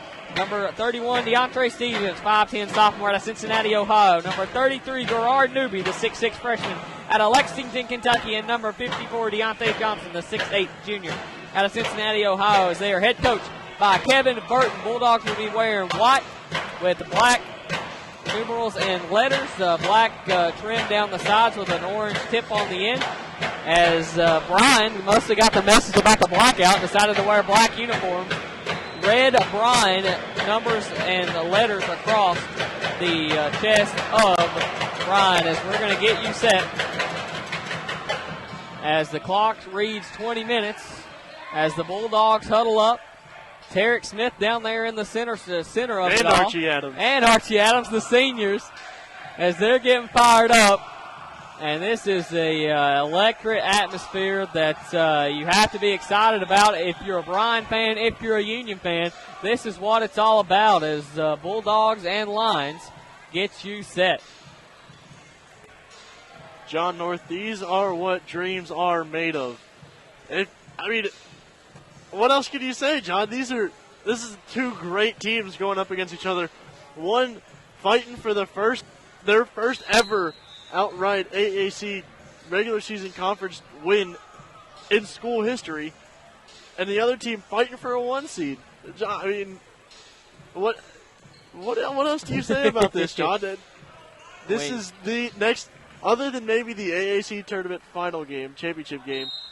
This will be the biggest game of the year. Newby and Walker step in the center circle as they both trying to jump for it at the same time. Now it's tipped around, and Union wins the tip over to White and gives it to Stevens. Stevens off to White at the top of the circle, back to Stevens. Guarded by Torino. As he goes down the lane, kicks it out to White. White thinks about the 3 pump fake as he's guarded by Holt. And now Stevens comes back out to get it. Stevens waves Newby around. Now over to White. White looks inside to Johnson, doesn't have it. Now back out to Buter. Buter guarded by Torino, going to pull up the 3. No good, front iron as it slips through his hands and rebounded by Sharp. As Sharp is going to do point guard duties here for the Lions. Coach Renowski, very good at what he does, as that's a carry and the official doesn't call it. Now off to Walker, guarded by White. Walker behind the back dribble. Now he's going to attack the basket. He goes down the lane, puts it up 2. And Bryan owns the first lead 2-0 here with 19 minutes remaining. As White quickly up ahead going the other way. He's going to take a pull-up jumper in transition. No good, as Buter was up there for it. But Johnson gets another basket and 1 for Deontay Johnson as Walker commits his first foul.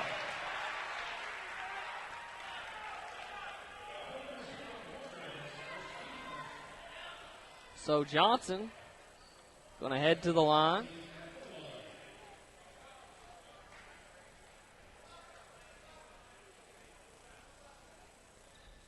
Shots up, good. John, 1 minute into the game, and we already have our first subs. Absolutely. Coach Burton, and we've talked about it before, he coaches possessions. He doesn't coach games. Every possession is a new coaching opportunity for him, as he's proven time and time again. Torino looking the inbound, finds Walker. It's tipped around, and now Walker is going to look up top and going to find Torino. Torino's got Cole ahead of him. And it spins, falls down, and it's going to be a walk. Good defense there, and quickly, as we said, he coaches possessions. Off the bench comes Johnson and Stevens, and Tarek Smith as well checking in the game for the first time. Out comes Tremaine, Elias, Walker, and Fitzgerald White. No, Fitzgerald White's going to stay in. So Elias, Walker, and Newby. John, I've learned not to question him anymore, Ed. Absolutely. Obviously, it's a great strategy if you can pull it off. And you got to know, it's a great steal there. Johnson puts it up and in for 2. Quickly, Union up 5-2, and Johnson has all 5 of them. Torino over to Cole. Cole puts it up, no good, but he's fouled.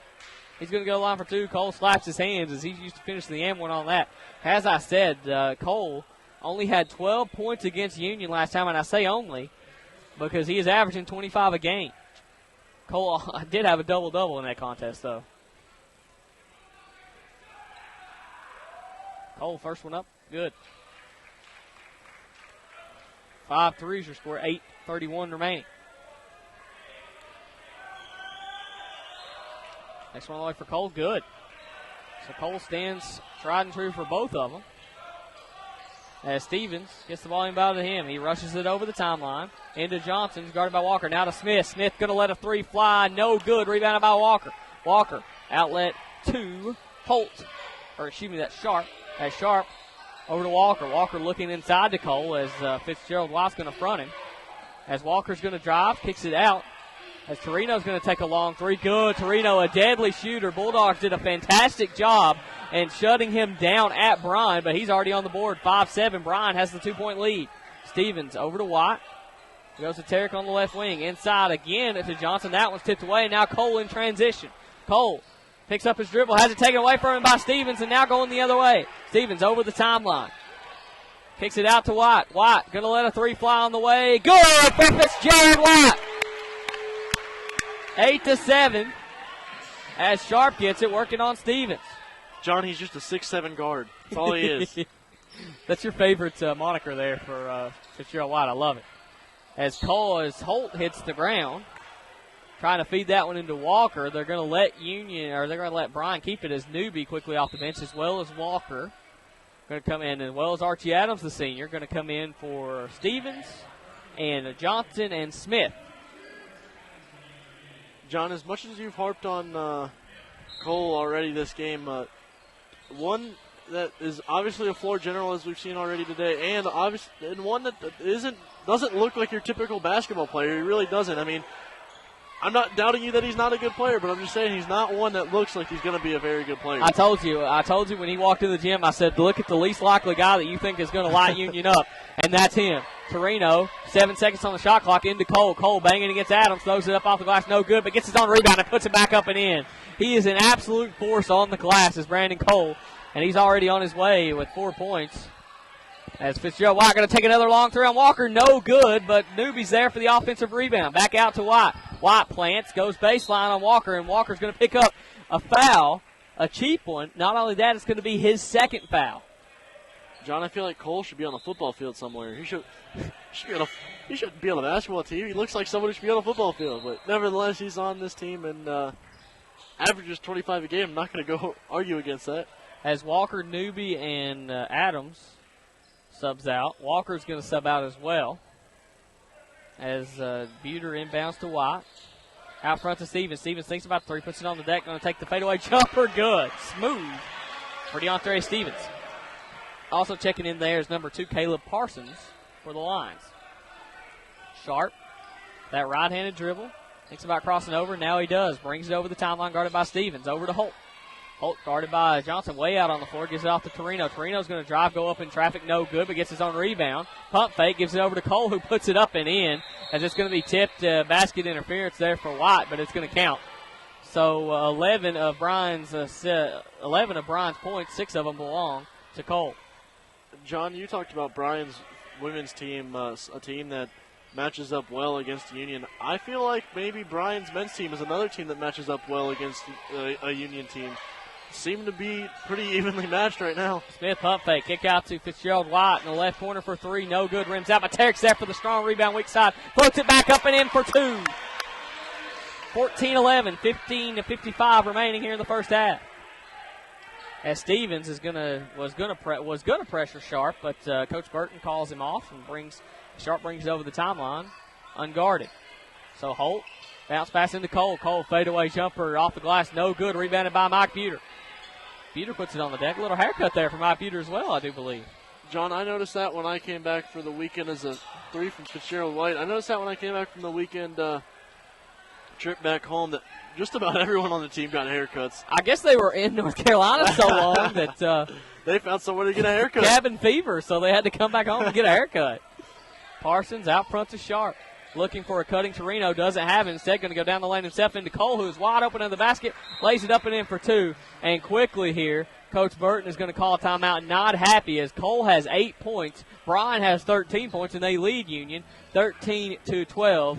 And already, I told you once more, as Cole only had 12 points at Bryan, he's already got 8 here tonight. As your score, 13-12. 15:08 to play.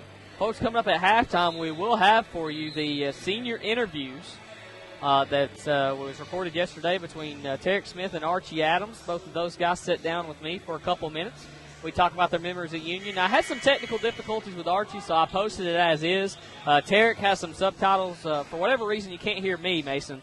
Not like the people want to hear me, but they may want to hear what question I ask. But the more importantly, you can hear what Archie says, which I have subtitles for Terrick. I do not have those for Archie, but I'll try to edit that and get it to you on the website. As there's a backdoor lob to White, who puts it up and in for Smith. Great assist there for Terrick Smith. 14-13, Union leads it with 14:52 to play.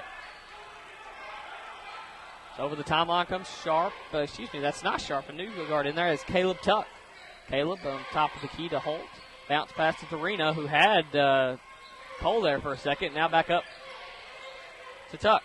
Tuck to Holt. Holt going to take the foul line jumper. No good. Hairston is there for the rebound as he kicks it over to Stevens. Stevens quickly the other way, looking up the floor for somebody to throw it to. Behind the back dribble, now between the legs dribble. Now he throws it into Johnson, who has Holt sealed. He goes up and in for 2.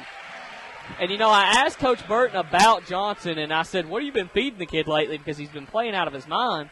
And Burton just said, we've been having him keep it simple. So that's exactly what they're doing there. They're just letting Johnson kind of seal inside and finding ways to get in the ball as Torino hits the baseline jumper. Stevens brings the ball over the timeline. As a little, maybe a little zone look here for Bryan. As Terrick Smith, a skip pass, 3 rims out on him, but Hairston is there for the offensive rebound. He gets up, throws it to White. White thinks about the 3, puts it on the deck, now kicks it out to Smith. Smith, jab step, 3 on the way, good! Thank you, may I have another. Happy senior day, Terrick Smith, who's already got 5, 19-15, Union on top of Bryan.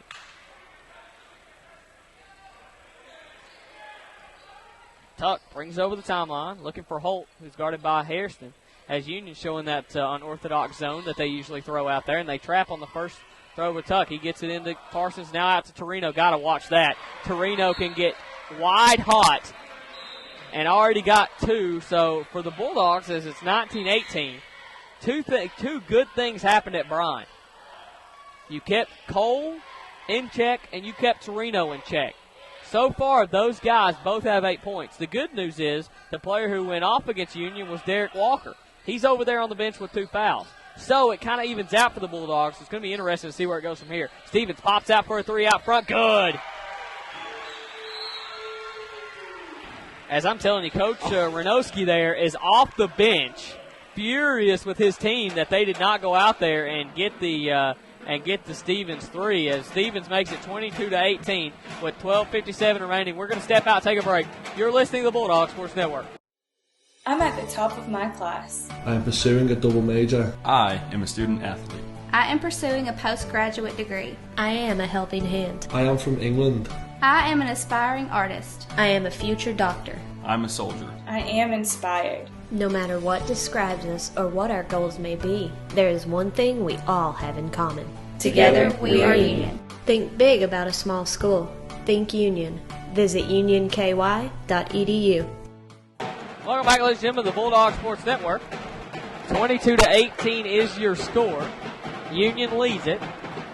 Has 3 Union players already with 5 points: Fitzgerald Watt, Tarek Smith, and DeAndre Stevens, all with 5. And I do believe Deontay Johnson has 5 too over there on the 7. Over on the bench. Thank you, 7. So Union scoring early here, offensive going.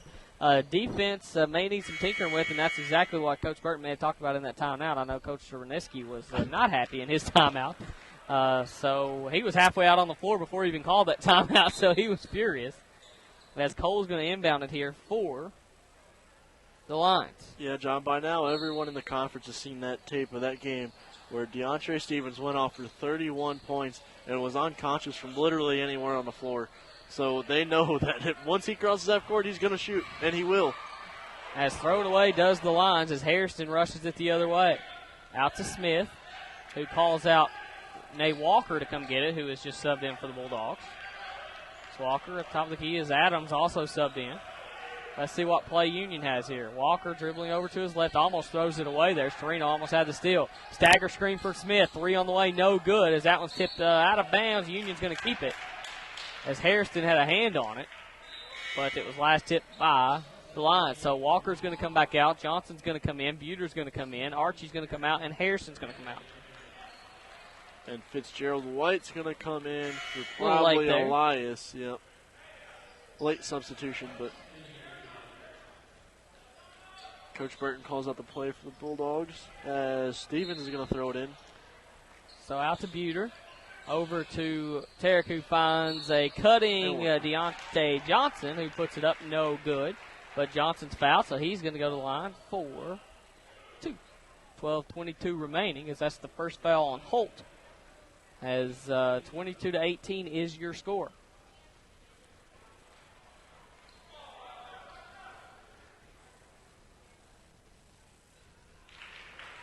First one up and good for Johnson, 23-18. Johnson, the leading scorer for the Bulldogs, shoots at a 64% clip. Next one on the way and good. As now, right back we go with Harrison, Walker, and Elias coming in. Stevens, Watt, and Johnson coming out. Buter got a little bit of a mismatch as he's guarding the biggest player on the floor in Holt at 6'6". Buter listed at 6'1". And Elias going to pick up the cheap foul there on Cole. And just kind of back off him and make him put it on the deck, because I know Cole is a prolific scorer and everything, but very, I don't know about his ball handling skills. Is now an interesting here from Coach Verneski is he's going to send Holt to the bench and send Walker back in. So very interesting. I would send somebody at Walker immediately. Walker is a very good scorer here for the Lions. As he gets the ball in the open court, he can do it all, as you see there, as he throws it ahead to Cole. Cole puts it up and in for 2. As the fans wanted to walk, they're not going to get it. 24-20, 12 minutes remaining in this one. Over to Walker. Yo-yo's the dribble, and now Coach Burton calls out the play, and so does the rest of the bench. As Walker averages 12.9 for this Lions team. Elias out front to Walker, now over to Harrison on the right wing. Back out front to Buter, who swings it over to Walker on the left wing. Out front to Smith. Smith thinks about the 3. Pump fake, 1 dribble 3 on the way. No good. Back iron. Rebounded by Tuck. That's Tuck between the legs dribble. Going to bring it over the timeline. And look for Walker. He gets him. Walker guarded by Elias. Just goes, puts it on the deck, rolls up and in for 2. That's 4 points for Walker, 24-22. Walker holds up his dribble over to Smith. Smith back out front to Walker. Buter's looking for it over there on that right wing, and now Coach Burton calls out the play. Walker Over to Smith, stagger screen from Buter. Buter thinks about the three, puts it on the deck, drives, fadeaway jumper on the baseline, no good. As Hairston skies for the rebound. And they're going to call it on Cole as a great job there for a Hairston to go up against Cole. Not many folks can pull down rebounds against Brandon Cole, but Hairston just did it. So big rebounds from Hairston off the bench as far as him, Elias, and Walker goes to the bench. White, Stevens, and I believe, is that all of it or one Johnson. more there? Johnson, thank you, comes back into the game. He subs so much that I need help on him. Out front to Buter. Now Buter's going to get that three, lock and load, no good. Rebounded by Johnson. It's going to be a foul on Holt as Holt was late on the box out. So Bulldogs going to keep it on the baseline. I was looking up to see how many fouls that was on Holt, but he's not. He's not listed up Not on the up big on board. the I big believe board. that's his second, though. And Holt- now that's going to be an offensive foul. Holt gets up with a smile, kind of acting like he played it off a little bit with his acting job, so maybe he did. As that's going to be two quick ones on Deontay, so that may probably be the last time we see Deontay Johnson. And, John, I want to that is not Holt's second foul, it's his first foul. Wow. And the reason you're not seeing Walker on the floor as much as he does have two fouls, so that'll be a key for Union. See if they can't catch him when he's on defense and pick up his third in the first half. And Coach Berneski really gambling right now as they give it out don't give it out to Walker. As Tuck going to dribble it across the circle, now out to Torino. As now Tuck, as both players went over to guard him, as Walker is tipped around, and Archie Adams comes up with a rebound. What a strong rebound for Archie. As now he finds Stevens. Stevens rushes it over the logo. Holds up his dribble. And now Bulldogs call out the play. Gets a screen from Archie Adams to Stevens. As he goes down the lane, goes up, and he's going to be blocked, but it's going to be a blocking foul on Torino.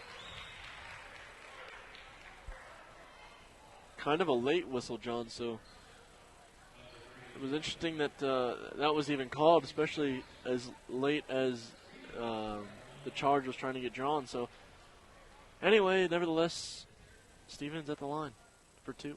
First one up for Stevens, good. DeAndre Stevens, 15 points a game, 84% from the line. 10-18 to play as Stevens rattles that one home. Bulldogs lead at 26-22 as Newby now subs back into the game. As Newby's going to have to play some crucial minutes here for the Bulldogs as we said, Johnson probably out with the two fouls for the rest of the half.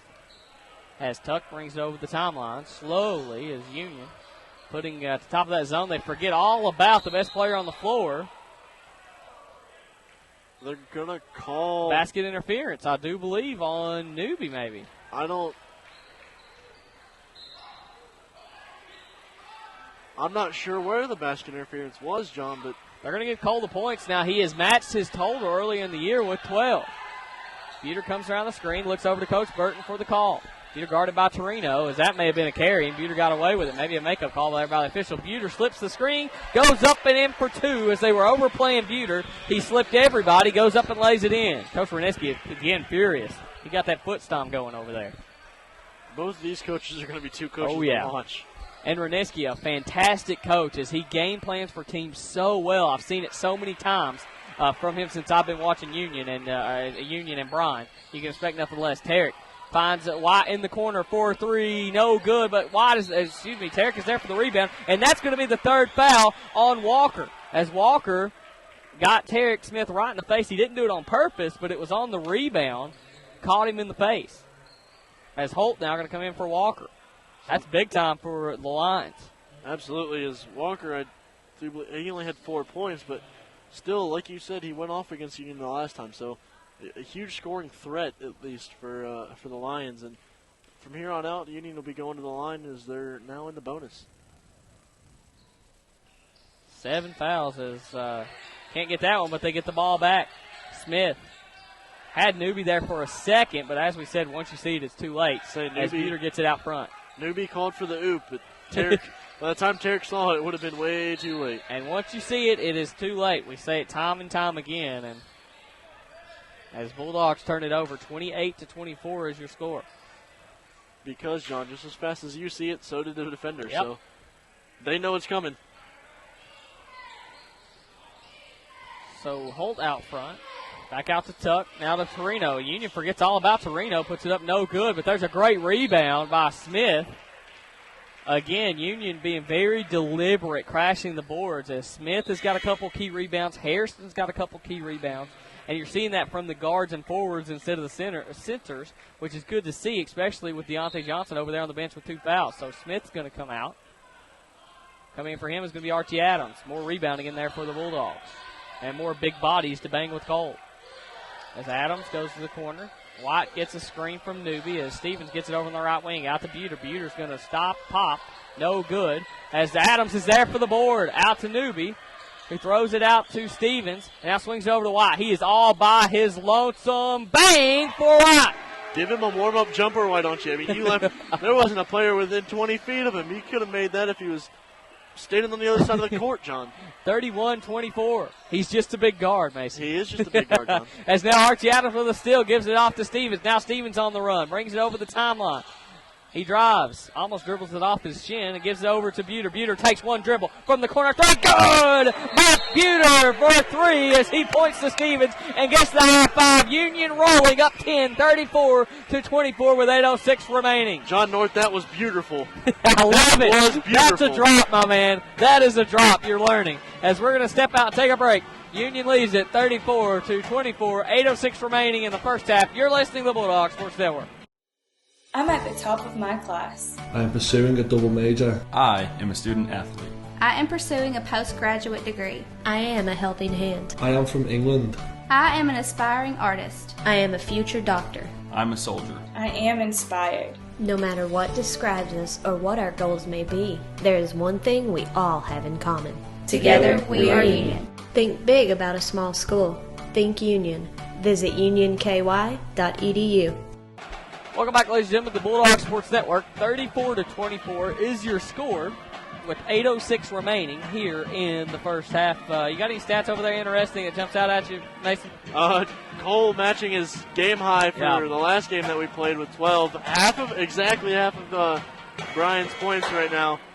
I think, if I might be correct, I might be wrong, but Bryan has 12 points in the paint, and I do believe all 12 of them are from Cole, as he's shot nothing besides layups. And Union's kind of forgetting about him underneath the paint, and also forgetting about who was their shooter? Torino. Yes. Number 3. Always keep forgetting about him, as he's wide open beyond the arc most of the time. Holt gets it out front, now over to Tuck. Tuck looks for Parsons, instead goes over to Torino, and now Tuck back out front, and now Union's going to try to trap a little bit. Over to Parsons. Parsons looks inside to Cole. Cole goes up. He's blocked by Newby from behind. What a block by Gerard Newby. Buter on the run. No look pass ahead to Newby, who kicks it out to White. Almost throws it away. He tries to call timeout, but he steps on the line. And Union just a little ahead of themselves there. If Buter just takes a breath and realizes what's happening, Union scores on that one. Instead, he tries to be the hero, throws the no-look pass into Newby, and then Newby had to go reach for it, and then he had to throw it, errant pass out to Fitzgerald White, who stepped on the line. So Union just a little ahead of themselves there. As Tuck thinks about the long 3 pump fake, one dribble up, jumper's good. So 34-26, 7:18 remaining. Stevens out front. Dribbles between his legs. John Stevens will shoot that. Absolutely he will. That's over to White on the left wing, looking inside to Adams. As Buter knocked off his cut across the lane, as a fadeaway shot by Stevens is up and good. What can't he do? 9 points already for Stevens. 36-26 is your score. 6:50 remaining. As Tuck fires one over to Torino. Quickly, Union closes out on him. Now back over to Holt. Holt tries to feed Cole, and it's picked off going the other way. You can see the frustration from Cole. But now Union turns it back over to Torino. He's going to drive the left lane, go up. No good. Blocked by Archer Newby. Take your pick. As now Buter going the other way. Angling right. Brings it over the timeline. Looking inside. He skip pass over to White. 3 on the way for Fitzgerald White. No good. It bounces off the top of the backboard as Holt comes up with it.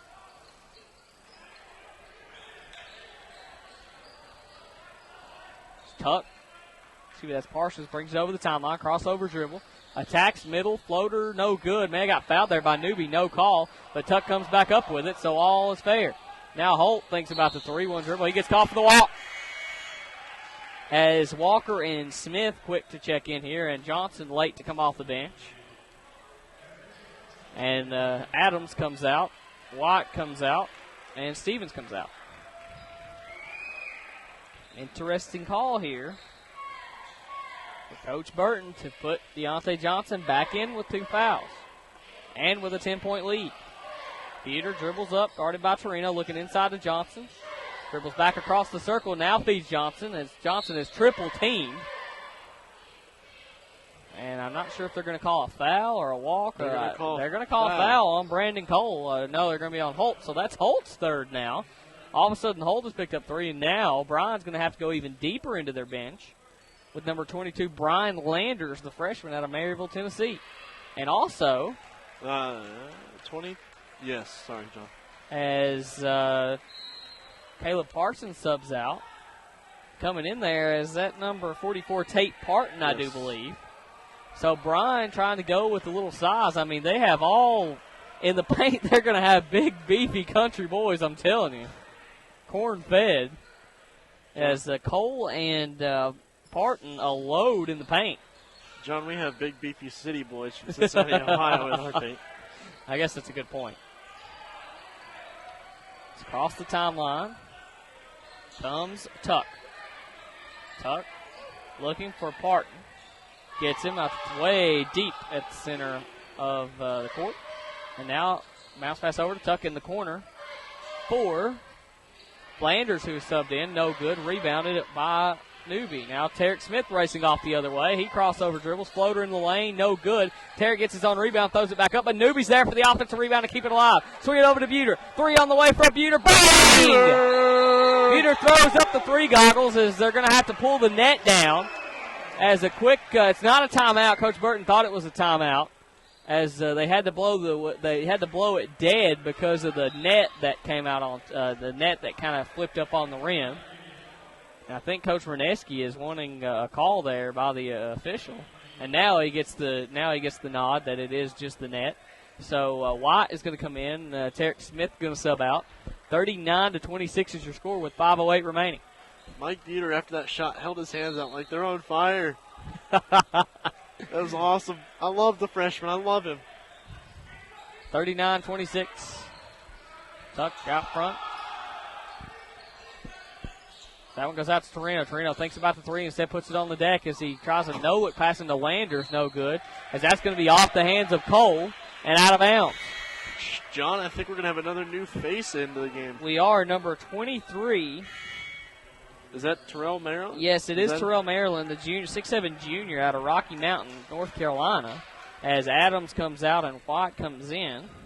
John, I know we have so many updates to that roster between numbers and names. I didn't know if mine was the same or not. Yeah, I think you're good so far, as Maryland has played in 25 contests, so I did not remember seeing him against Union. I could be wrong about that. White out front, kicks it over to Walker. 4 minutes, 33 seconds remaining. Union leading it 39-26. That one goes into Johnson. Johnson kicks back out to White. White goes baseline, steps on the line as Newby goes up for a dunk. Not Peter goes up for a dunk.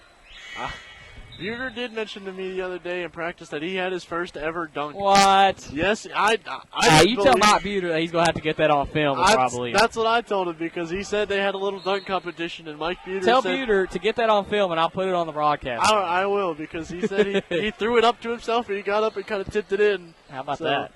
I don't know whether to believe him or not. But I'm sure nobody was looking. I'm just giving Mike a hard time. It could definitely be true.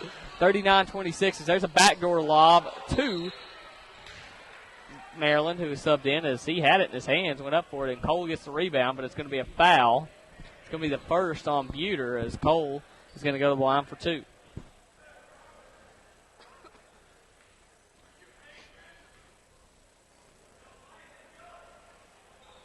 Cole no good on the first.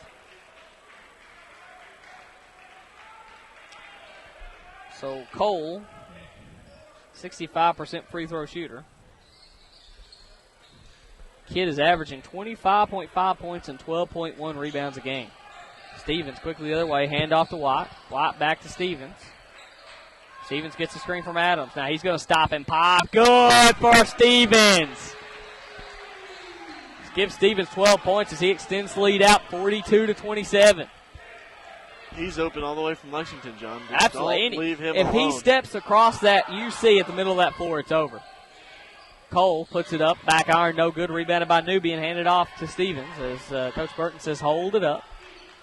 And I'm telling you, that pick and roll at the top of the key has become deadly for the Bulldogs if Stevens can knock that down consistently, and indeed he has been able to knock that down consistently.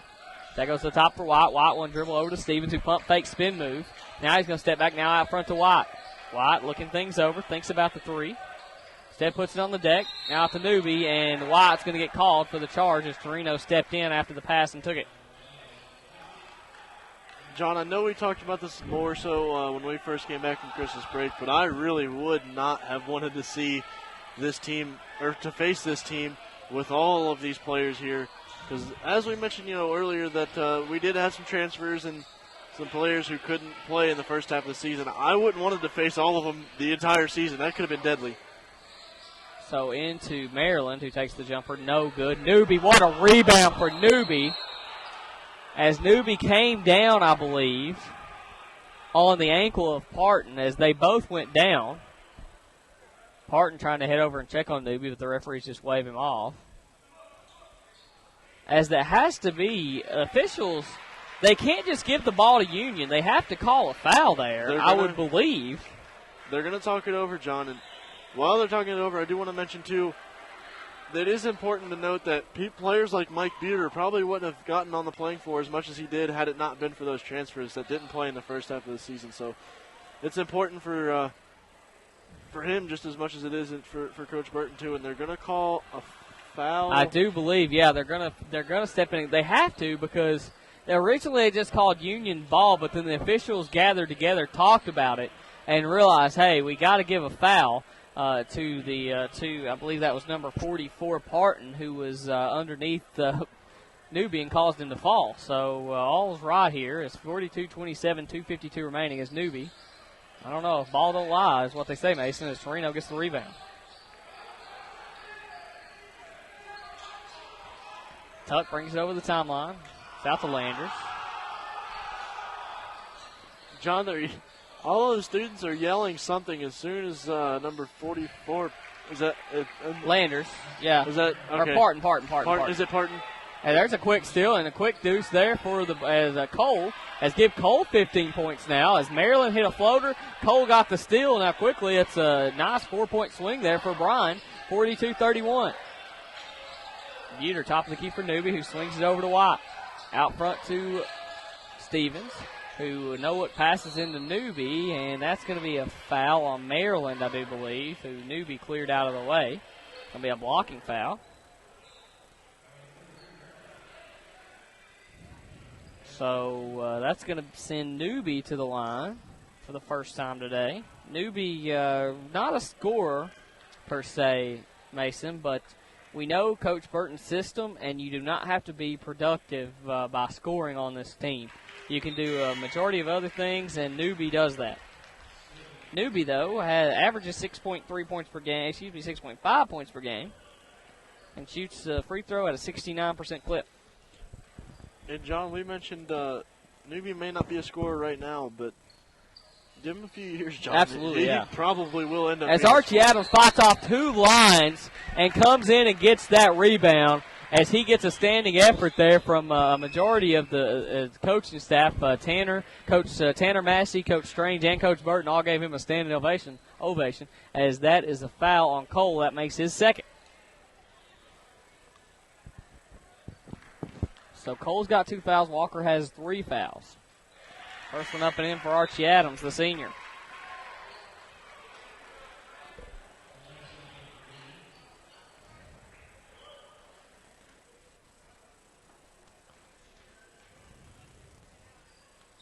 Next one on the way, no good. So 44-31 is your score, 2 minutes remaining. As Tuck brings it over the timeline. Back to Tuck. He gets it back from Parton. It's now to Maryland. Maryland puts it on the deck. He drives. May got away with a walk, but it's going to float it up and put it up no good. Cole is there for the offensive putback. Up and in for 2. Give Cole 17. John, I give Cole credit. He's always He's a workhorse, man. He is an absolute workhorse. If you are a smaller center and you're watching this game, you want to model your game after Brandon Cole because his engine never stops going. John, on here right now, I mean, my computer hasn't refreshed in a little bit, but it only says he has 2 rebounds. It seems like he has 100. Well, the way he clears out as well as, speaking of clearing out, I believe that's an offensive foul on Tremaine Elias. That's going to be Elias versus Hairston and Walker quick off the bench here. Stevens going to take a seat, and Smith going to take a seat. John, it says officially he has 4 rebounds, but still seems like he has more than 4. So he picked up 2. He doubled his rebounds in the last 10 seconds. Tuck dribbles it over the logo. Between the legs dribble, guarded by Walker. Now crosses over. Tries to feed Cole, but Elias is there to pick it off. Elias has Archie Adams ahead, but just kicks it out to Hairston, who loses it, but there's a whistle. And I believe that's going to be a foul. Let's see who they call it on, as Johnson quickly off the bench here for the Bulldogs, as well as Stevens, as well as Smith. So Adams going to come out, Walker going to come out, and Hairston going to come out. As I try to see who, did you see who put that, they put that foul on by any chance, Mason? 30, Archie Adams, maybe? No, it was, no, it for was them, a defensive foul. It was number 30, so I don't know what you have on your sheet as far as 30 goes. Tyler Claiborne, but I don't think he's subbed into the contest yet. We'll get that straight. Under a minute to play. That's out to Smith. Smith thinks about the 3. Goes inside and out to Elias. Elias puts it up no good. Rebounded by Johnson. Johnson puts it up no good. But White is there for the offensive putback. But, John, I want to ask, if there was a foul, why was Union not at the free throw that's true, line? too. I didn't think about that either. Interesting. As that goes into Cole, guarded by Elias, and Cole puts it up and in for 2 on Elias. And Elias just kind of tosses his hands up like, what am I supposed to do? Fitzgerald White gives him a high five as Elias, one of the more athletic defenders here for the Bulldogs, and he can't even handle Cole. But don't feel bad, young fella, because not a lot of people can handle that load in the paint.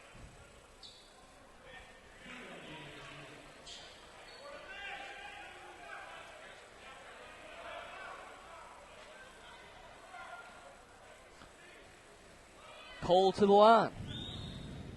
I haven't got to drop my Cole World moniker yet. God. I was going to wait till he dropped 40 because he already has 20 in the first half. 46-36 is the score. Can I do that? Is that cool, Mason? You're up on what the... You know what, John? You do what you want to do. I do what I want to do most of the time anyway. That's your job, John.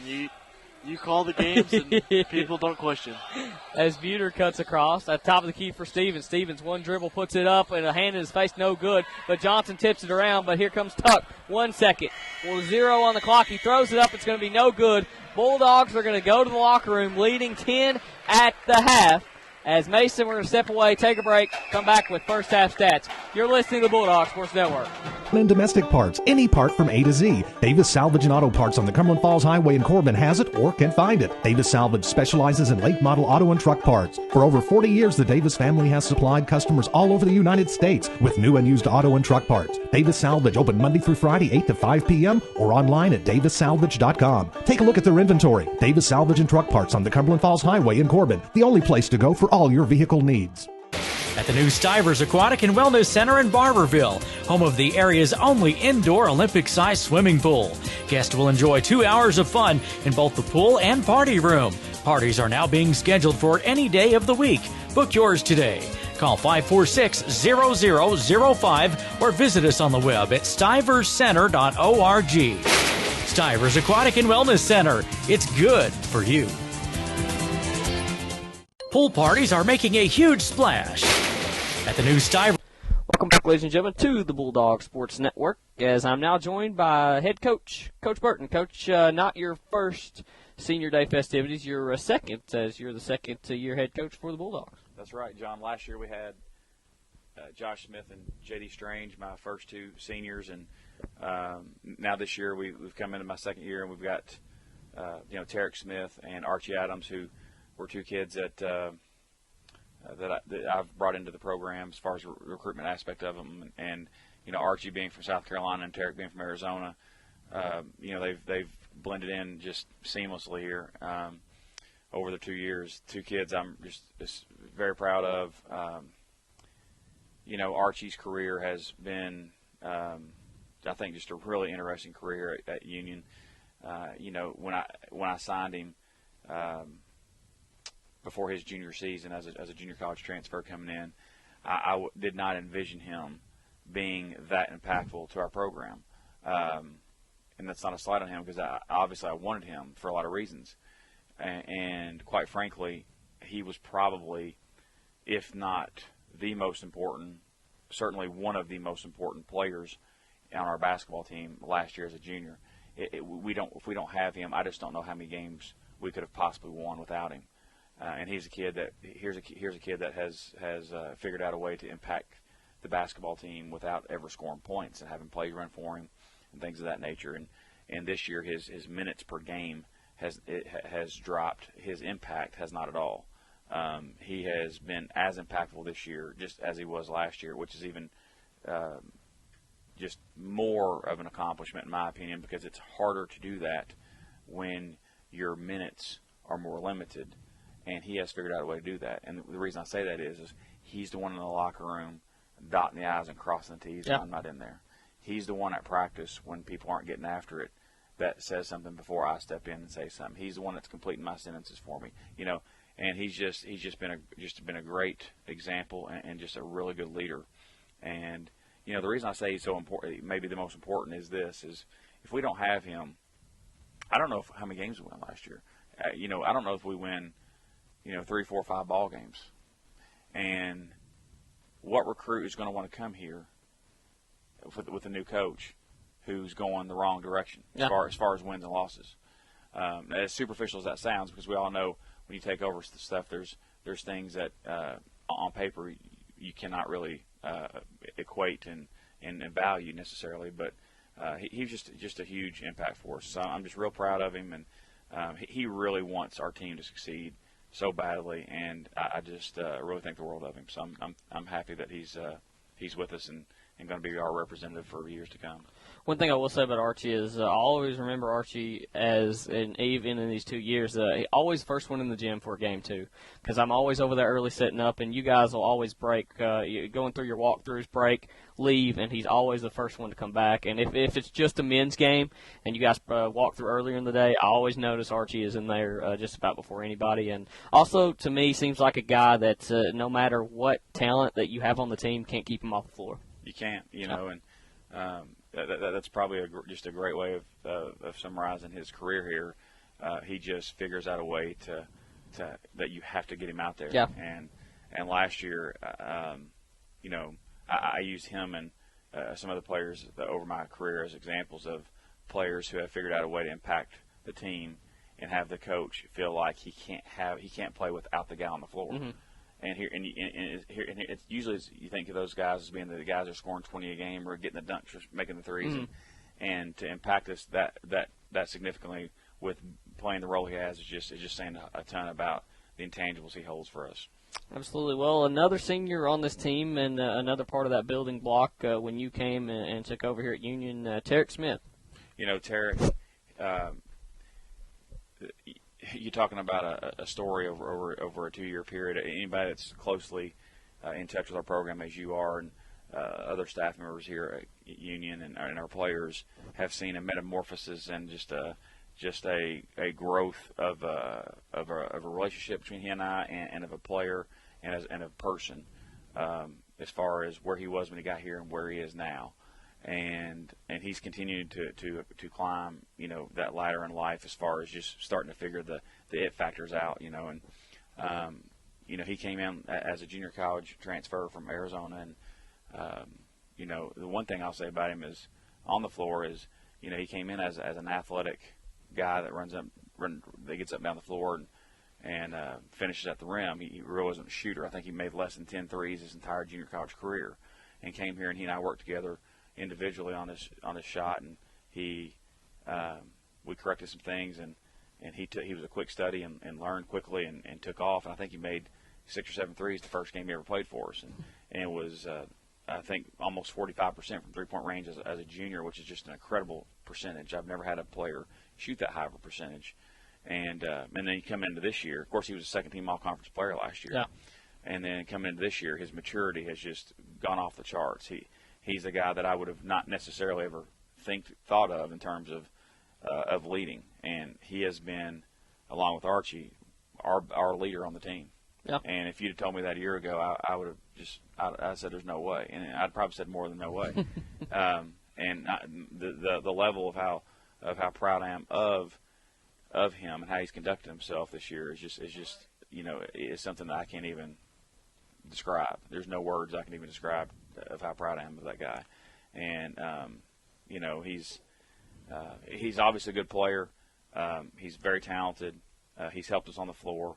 He's been huge in close games this year. He wants to be on the floor. He wants to be the guy to take the shot. He wants to be the guy to draw the defensive assignment.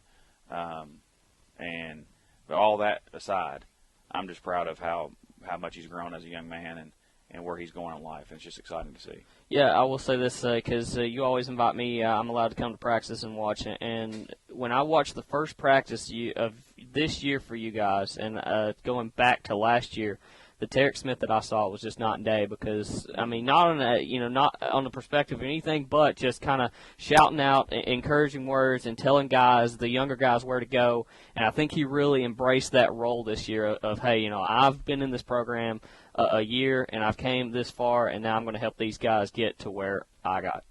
And he, along with Archie and other people like Sean Brown, mm-hmm. but they want so badly team success. Mm-hmm.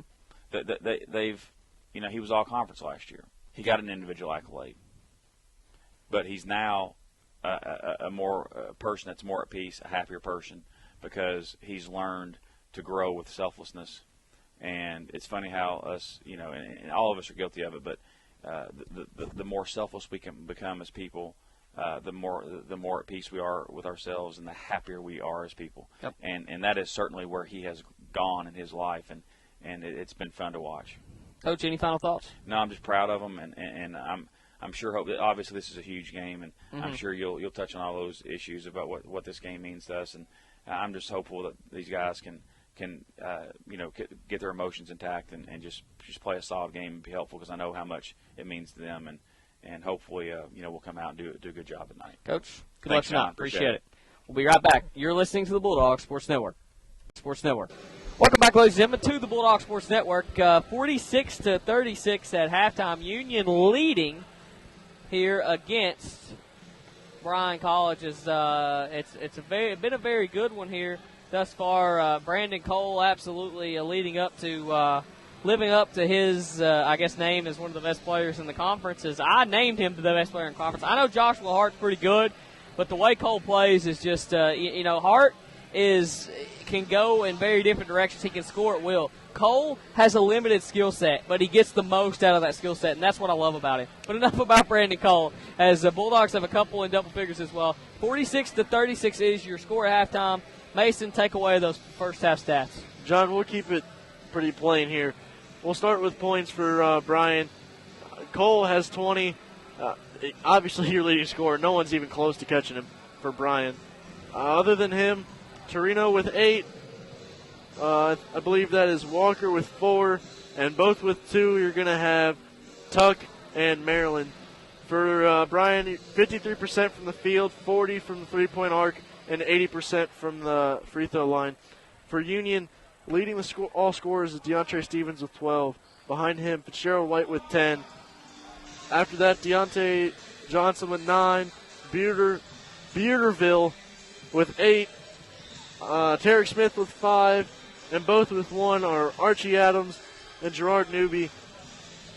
In terms of rebounds, Union out-rebounding Bryan 23-14. So important for Union to keep up those rebounds in the second half. In terms of shooting from the field, 47 from the field for Union in the first half, 36% from 3, and 58% for the free throw line.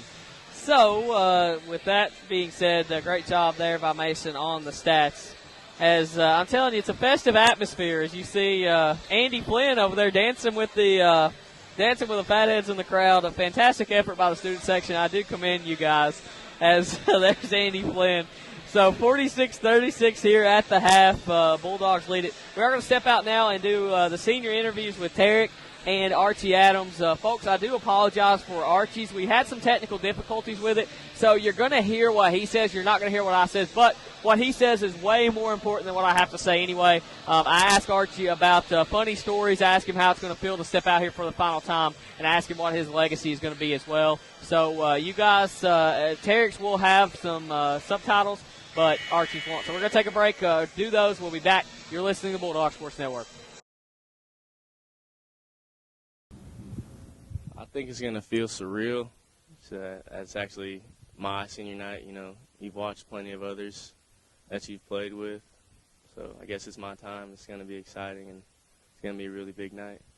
Emotions-wise, it's going to be hard for you to go through the ceremony and then step on the court and get ready to outright win the conference championship?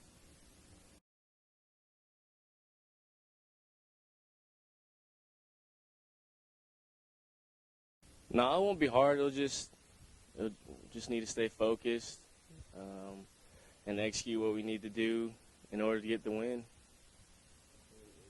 What's your favorite moment here in Robeson? My favorite moment is just every moment I was on the court just playing, no matter what. It was from my first year here and every game this year. Just every moment was my favorite moment playing here. Do you have any funny practice stories about maybe somebody gets dunked on or funny road stories or anything like that?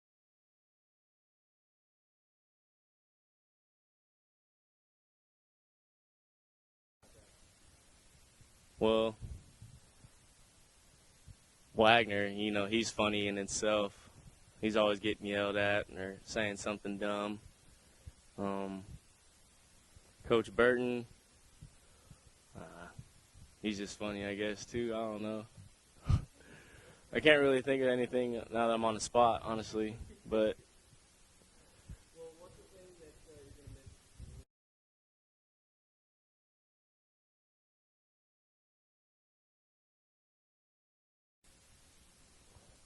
the winter, I don't like the cold. I don't like snow. So, yep. No.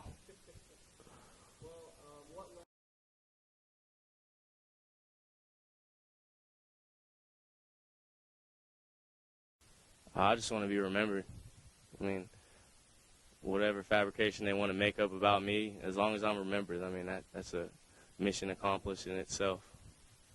So, any shout-outs you want to give?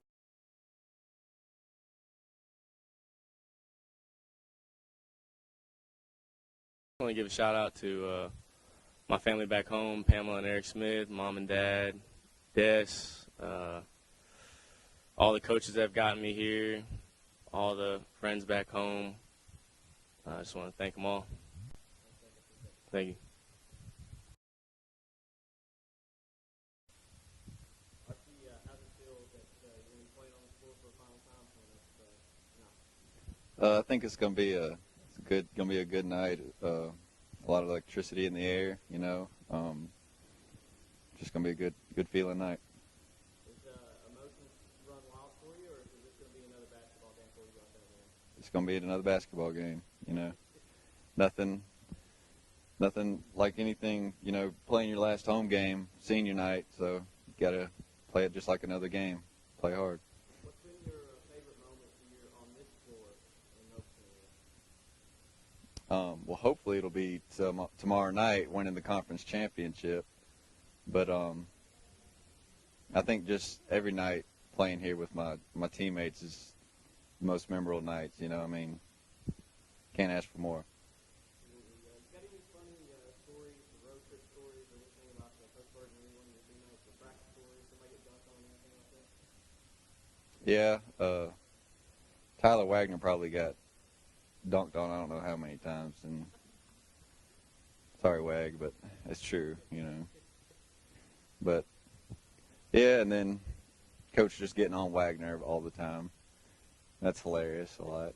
So that's about it. What are you going to miss the most about playing for Union? Just the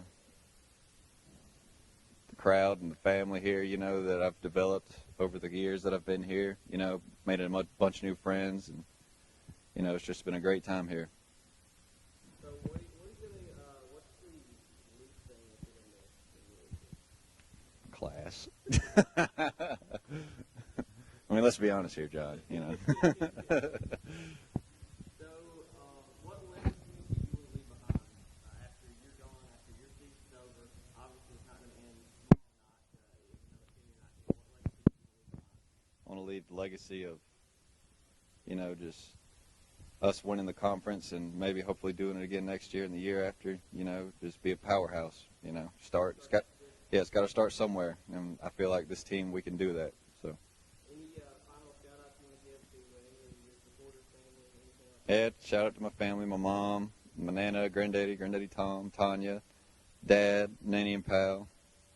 So. Any final thoughts from you? Let's get this win tomorrow. That's it. Welcome back, ladies and gentlemen, to the Bulldog Sports Network. 18 minutes, 2 minutes there. Got away from us there, Mason, but I didn't want to interrupt Archie. But 50-40 is your score. You missed a couple of Deontay Johnson layups and a Brandon Cole layup. So we're right back at a 10-point lead, 50-40. So you guys didn't miss too much, and Archie Adams got his spotlight as well.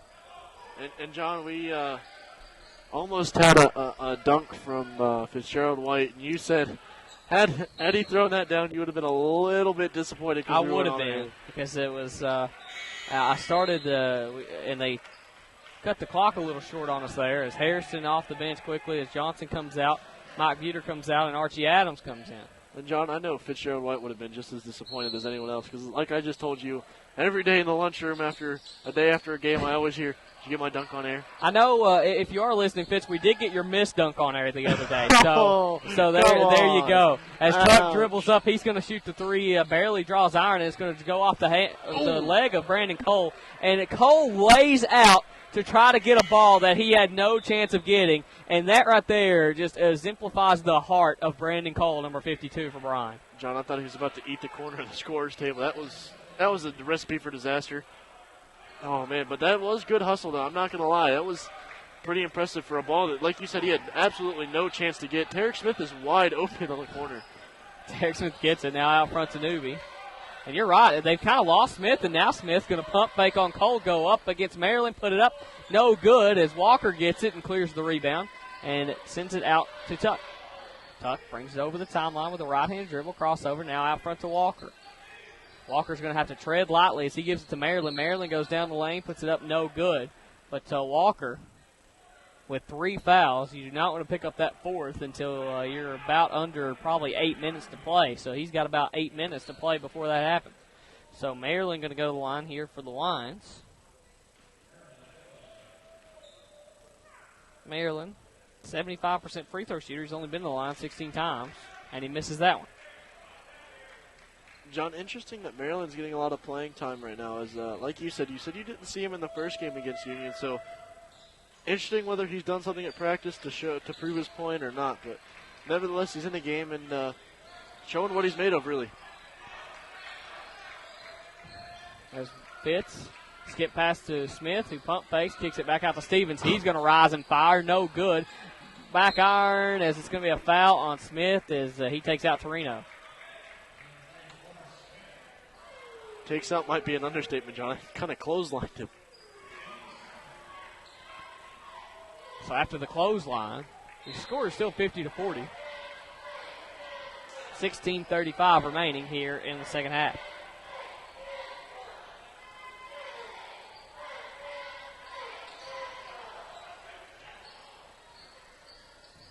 As Torino comes around the screen. Has Tuck with a nice inside-out dribble there and shows the jumper. And once again, Cole gets the rebound, goes up against Fitzgerald White, blocked. So Cole tried to steal another one there and couldn't do it. And now Johnson wide open on the inside. Let's go. What do you think, Johnson? As he pounds his chest back down the floor. Great feed there by the Bulldogs. John, that must be something amongst the team because I know Mike Buter sitting in class the other day, even after he answered a question, right, sat there and pumped his chest. So that must be something new amongst the team, but I love it. Love the emotion shown by Johnson. Torino dribbling on Watt. Stevens pops out to defend as well as that ball's tipped, but Tuck gets it on the outside. 7 seconds on the shot clock. Tuck down the lane. Nice dish into Cole. Puts it up and in. Cole is just at the right place at the right time, John. The problem is he's always underneath the basket, and we can never seem to find him on the floor.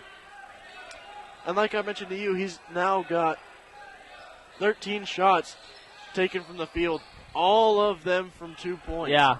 None of them from beyond the arc. Coach Burton not happy with offensively right now for the Bulldogs, so he's going to call a timeout. 52-44 is your score. 15-10 remaining. As we're going to see, it is a 30-second timeout, so we're going to stay right here with you. As Bulldogs leading here. But offensively, Coach Burton, or defensively, either one really not happy with the way Union is playing at the moment. A little shaky on both sides, so he just wanted to call a timeout, make sure everything was in order. As, again, folks, if Union wins this, they win the conference outright for the first time ever. And, John, I want to mention, too, I know we haven't been so focused on these two games, but the programming note from the baseball game last night yesterday is they lost that game 12-9, up 9-7 going into the ninth inning, and lost it in the ninth inning. So, sour day for the Bulldogs, but nevertheless, they had a game that got changed to home at the last second, so we couldn't cover it. Yeah.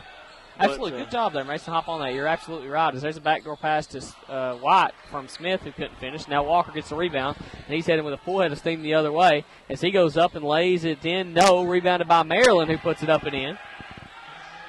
John, that would have been an impressive layup had Maryland finished that. That was impressive. Bryan creeping back in this one, 52-46. White down the lane, tips it out to Smith. Smith gathers, but it's going to kick it back out at the logo to Stevens. Stevens looking for the call from the bench. He gets it. Over to Smith on the deep left wing. He looks inside to Johnson, doesn't have him. And now White looking for Johnson as well, throws it into Newby. Instead, Newby kicks out to Stevens. Again, Coach Burton with 5 seconds left. Stevens is going to dribble up and take a three now. No good, front iron.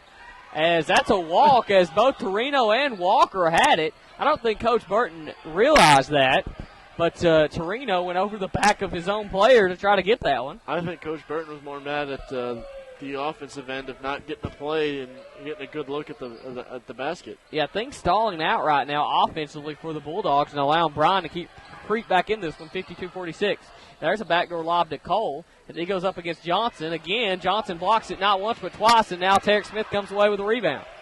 Over to Stevens. Stevens going to take matters in his own hands. Over to Newby, and Newby goes up and almost crams one on Tuck. And Tuck is very lucky that Newby caught that on the rim because he was almost on the next Union College men's basketball poster. John, I'm not going to lie. Had he thrown that down, I would have begged and pleaded you to take that video and send it to SportsCenter because I guarantee you in some sort of way that would have made SportsCenter's top 10. I will say Tuck is only 6 foot, but the way how far Newby was out there was impressive, and now Newby misses the free throw. Come on, young fella. As White's going to come out, gets a high five from Coach Burton as Buter's going to come in.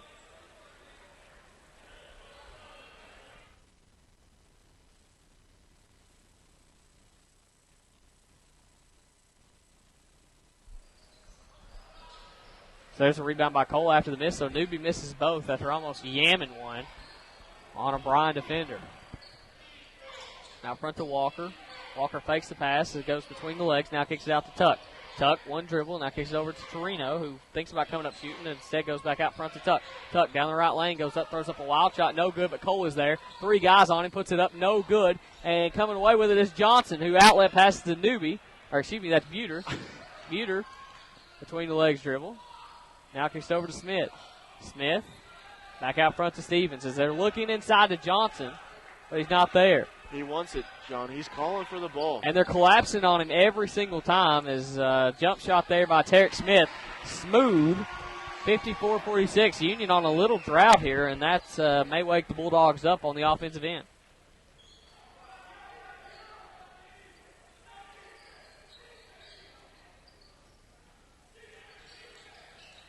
As Maryland now goes across the lane, puts it up for two, no good. Johnson with another strong one-handed rebound, brings it in hard for two.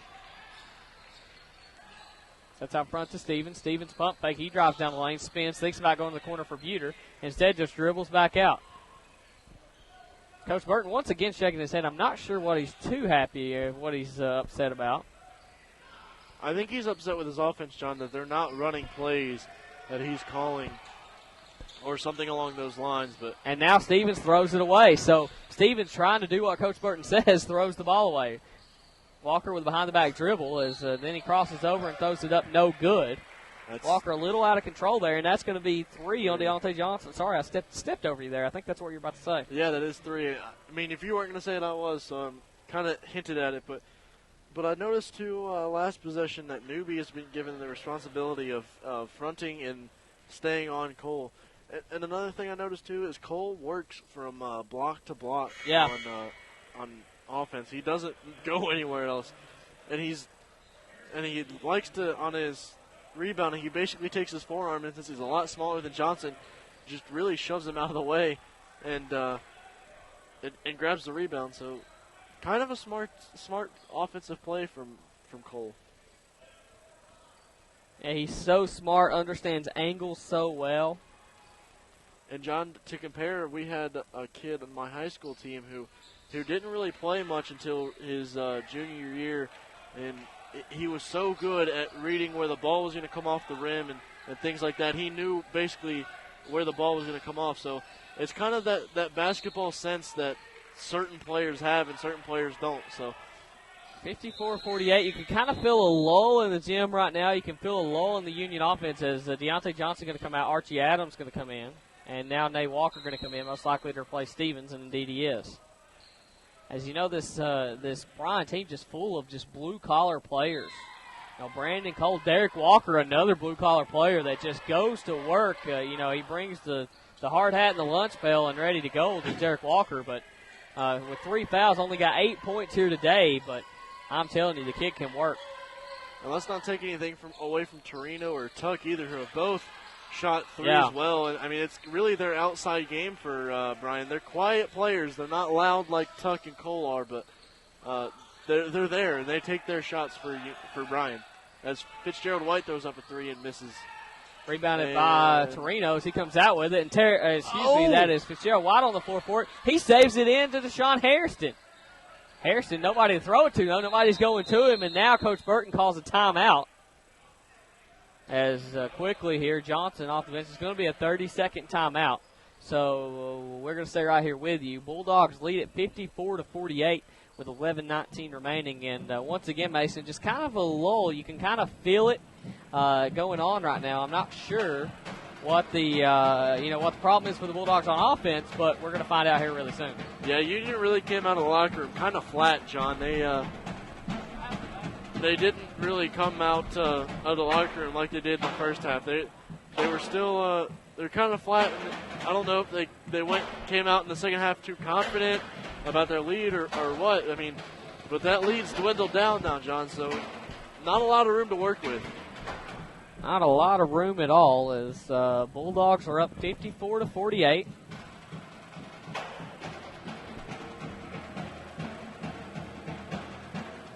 Halftime score was 46-36. So right now, Bryan really is trying to claw their way back into this one are the Lions.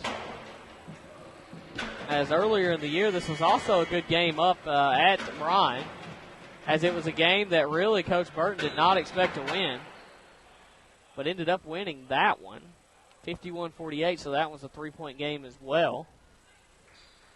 So, like I said, Coach Wernitzky, very, very good at what he does over there on that sideline. One of the most, dare I say, underrated. I don't know if he's rated or not, but I would say underrated if you're mentioning some of the best coaches in the conference. Always does a fantastic job game planning against teams. As you see, maybe his, athletically, as there's a backdoor lob to Johnson, he pulls it down. Walker goes up and one, as Walker's going to get called for his fourth foul, I do believe. Yep. Yes, it is. It's going to be on Walker. 4 fouls on Walker. Gives Deontay Johnson 17 points.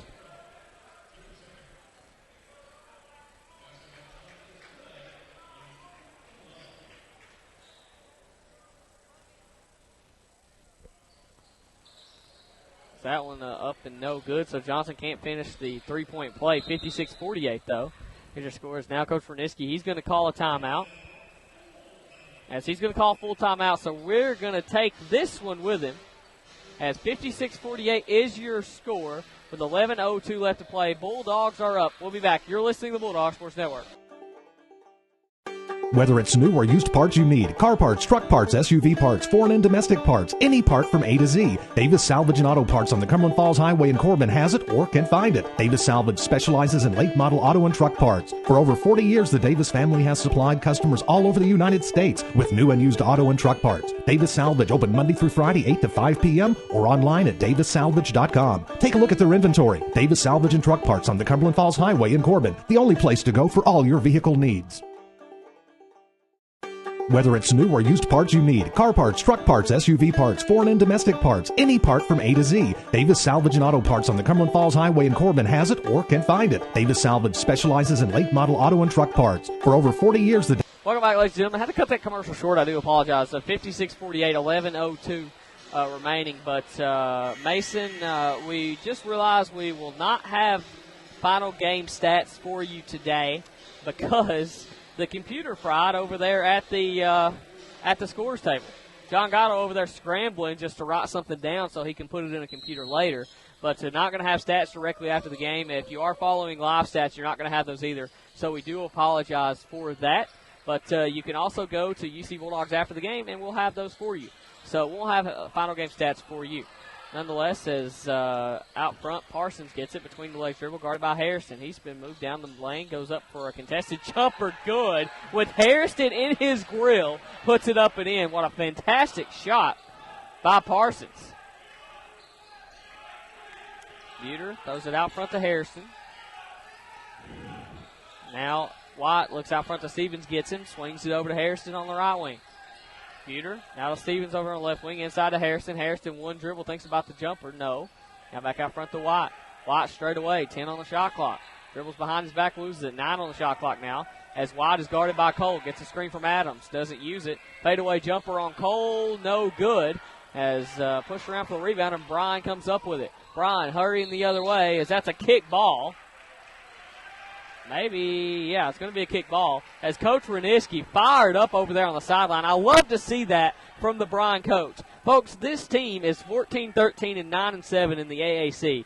And it all comes down, they've had some different players not be able to play throughout the season, and it all comes down to heart. And this Bryan team is full of it. As you see, they're giving the best team in conference all they can handle, 56-50 here on the road, and that is an effort that I can commend for Coach Wernitzky. And, John, I want you and the people at home or wherever you're at watching and listening to this game, I want you to watch the battle that is going on right now between Fitzgerald White and Cole. Yeah. On the offensive end for Union and on the defensive end for Union. These two players are going at it, getting really physical, so it's really just a matter of time before something happens here, John, because both of them are going at it. And I love it. I personally love it. Cole hits the first free throw. Give him 25 points, leading all scorers.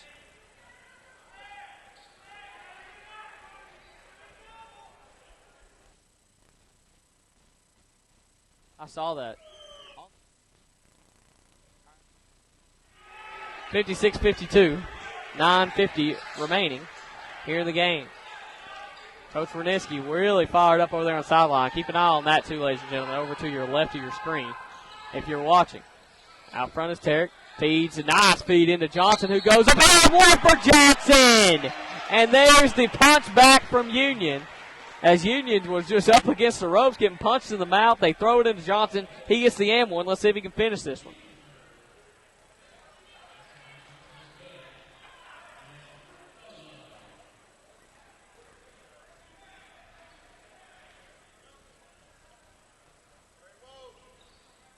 Johnson still can't finish as he misses that one. Torino with a rebound. So Union still with a 58-52 advantage with 9:30 remaining.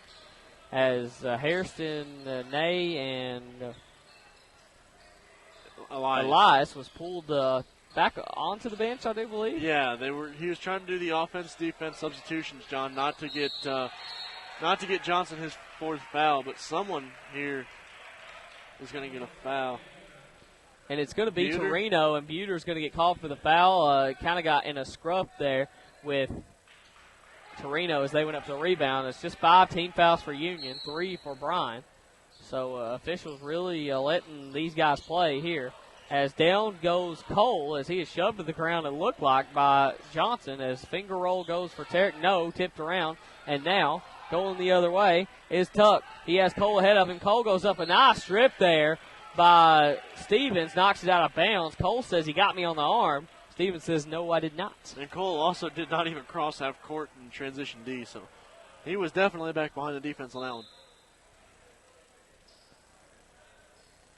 And, John, if Mike Buter keeps up the success that he's had here at Union over these next 4 years, we might have to rename Barbourville to Buterville. Welcome to Buterville. Let's not get ahead of ourselves now. But I'm okay. I have high hopes for the young fella. I'm okay when he goes off to call this gymnasium Buterville. I mean, you got to have high hopes for the young fella. As our good friend Mike and Mike there at on Mix 96, they have a player named Matthew Barger. Nice spin move there by Cole. Puts it up and in. That, ladies and gentlemen, is why I think he's the best player in the conference. Bryan within 4, but they have a player named Matthew Barger there on Knox Central. And Mike Green, my good friend Mike Green, who does play-by for Knox Central, calls him the mayor of Bargerville. I always like that one. So maybe I can borrow that and call him the mayor of Buterville. So the other way, Johnson goes up for 2, no good, and it's rebounded by Parsons. You can feel momentum shifting in the Lions' favor as it's getting very physical as that one goes ahead to Torino, who kicks it out to Holt. 3 on the way, no. Pump fake goes off the left block, up and in for 2. Let's see if Coach Burton may call timeout here. Or maybe not. I did not see Coach Burton call a timeout. No, we're going to have an injured player maybe with a bloody nose. Oh, yeah, you're right. 2, is that Parsons, number 2? It is Caleb Parsons. And, or a contact fell out, John, or something along the eye region. So that's what happened there. And it's important, too, Union can't fall into this running gun game because that's not, I mean, it is to an extent how Union plays, but to another extent, not at all how Union plays. Great. I will say again, and I'll keep saying this, Reneski has a great game plan for Union going into this, and they've tried to take away Johnson. And now White goes up. No, it doesn't fall. But it's been the other players who have answered for the Bulldogs. John, did you order 3 things of pizza? Why would you mention that? When I saw them come in, I said Mason is going to mention that, and I knew you were going to.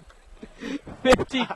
Oh, my gosh. 58-56 is your score as Fitzgerald White nails the first one. John, I like to bring fun to the broadcast. You do. Oh, they're coming this way, John North.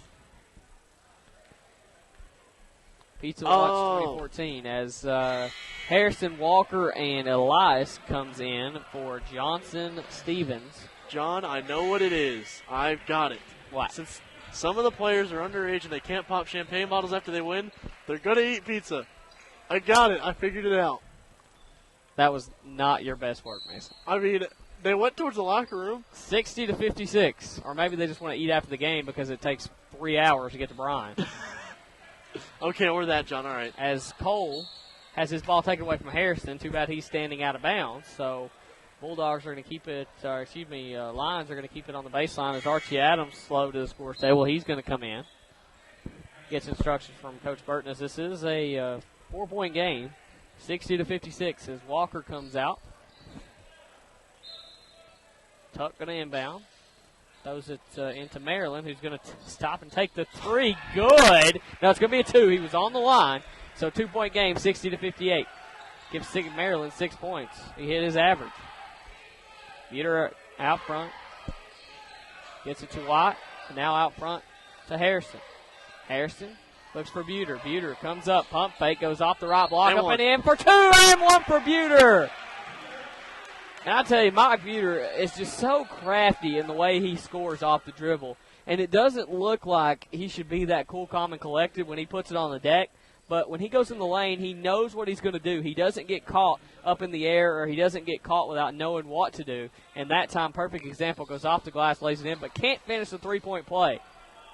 Coach Burton slaps side of his leg there. He wants one of those three-point plays to fall. Nothing ever phases this kid from Newport, Kentucky. Yeah. I mean, he has shown all year that no matter what's in front of him, he's going to overcome anything that's in front of him. Stevens comes in. Adams takes a seat. Elias takes a seat. Smith comes in.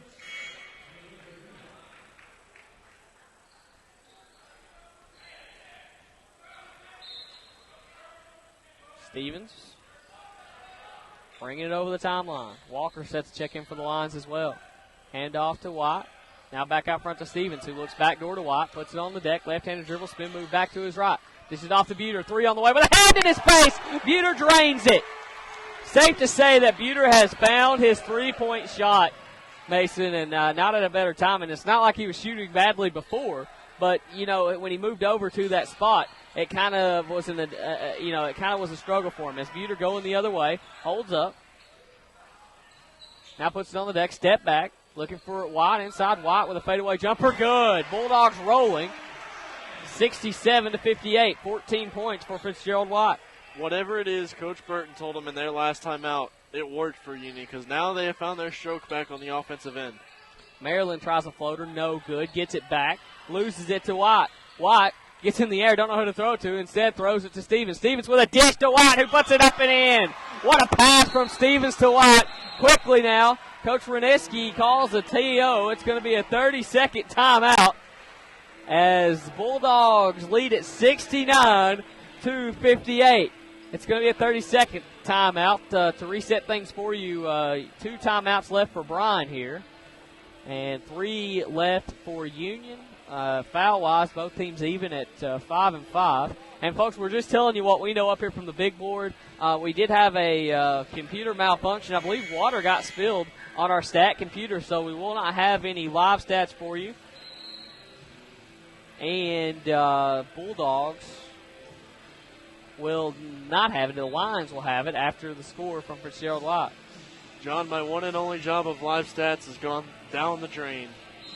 Now you only get to talk about what the pizza guy is bringing to the building. I had to do something. My live stats are gone away.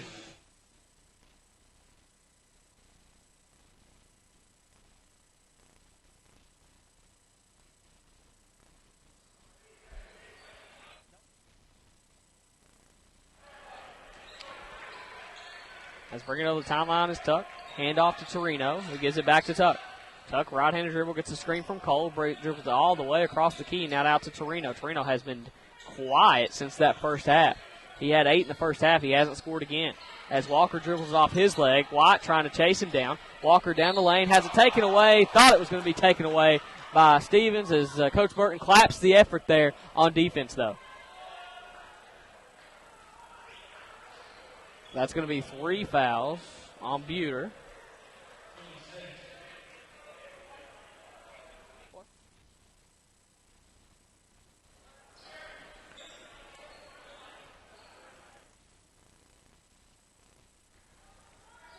Walker going to get the inbound pass. Union leads it 69-58.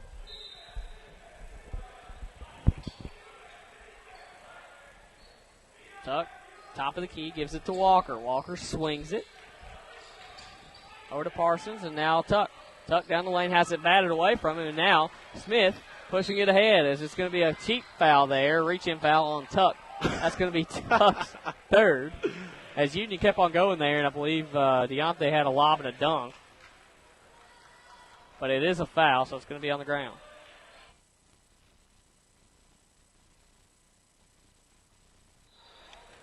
(69-58). 5:46 remaining here in the contest. Lady Bulldogs earlier won it by 3, 69-66, I do believe, against Bryan. A fantastic effort by those ladies. As Buter gets a screen for the top of the key. Now kicks it out to Stevens. Stevens, no look passing to Johnson, who tips it back to himself and puts it up and in. Gives Johnson 21 points. 71-58. 5:30 remaining. Union could win the conference outright for the first time ever with this win. As Parsons feeds Cole. Cole has it tipped and blocked by White. And Cole has been deathly quiet here the last couple minutes, too. Mason, that's a key to this run here by the Bulldogs. That's a miss by Stevens. Going the other way is Torino. Torino driving left. Goes baseline. A fadeaway jumper with Tarek Smith in his face as Cole pushes Buter off on the box out. And then it's going to be Buter on the foul. So that's Buter's fourth.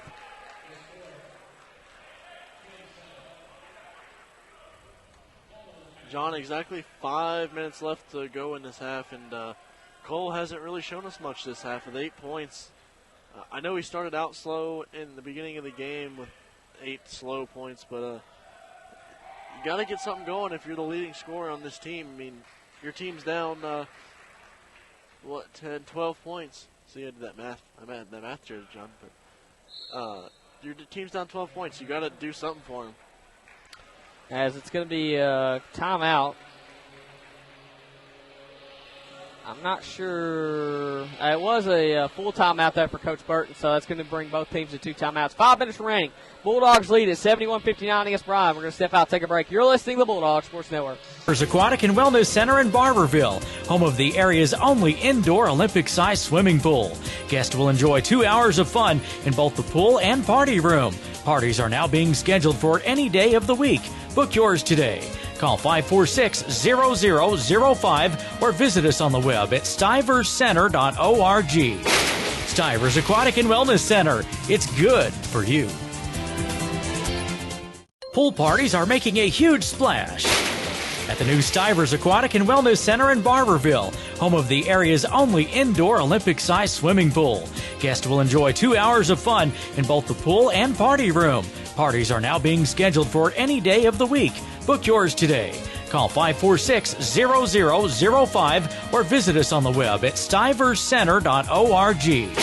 Stivers Aquatic and Wellness Center. It's good for you. Pool. Welcome back, ladies and gentlemen, to the Bulldog Sports Network as the Bulldogs lead at 71-59 as Bryan really went on a run there earlier in the contest. It got within 3 a couple of times, and now all of a sudden Bulldogs have ran this one back up 71-59. Yeah, John, remember that after that timeout, Coach Burton, whatever he said, it worked, as we have the dancing fatheads in the student section still. Whatever he said, it worked for the Bulldogs, and they came out on fire and found their stroke again. So important that the Bulldogs did that. Cole puts that one in for his 30th point. 71-60 is your score as Buter brings it across the timeline. Angling towards the middle of the floor, spins back to the middle as he gives it out to Stevens. Stevens into Watt. Foul line extended. Now kicks it out to Smith. Smith rising fire. Good! He rattles the 3 home. 74-60. So now, John, all 5 players on the floor for Union have double-digit points. That's unbelievable. Spreading it around as we talked about before. Coach Burton does not care about points scored as there's a backdoor lob to Parsons, and it's up for 2 and good. Union forgets all about Parsons, so 74-62.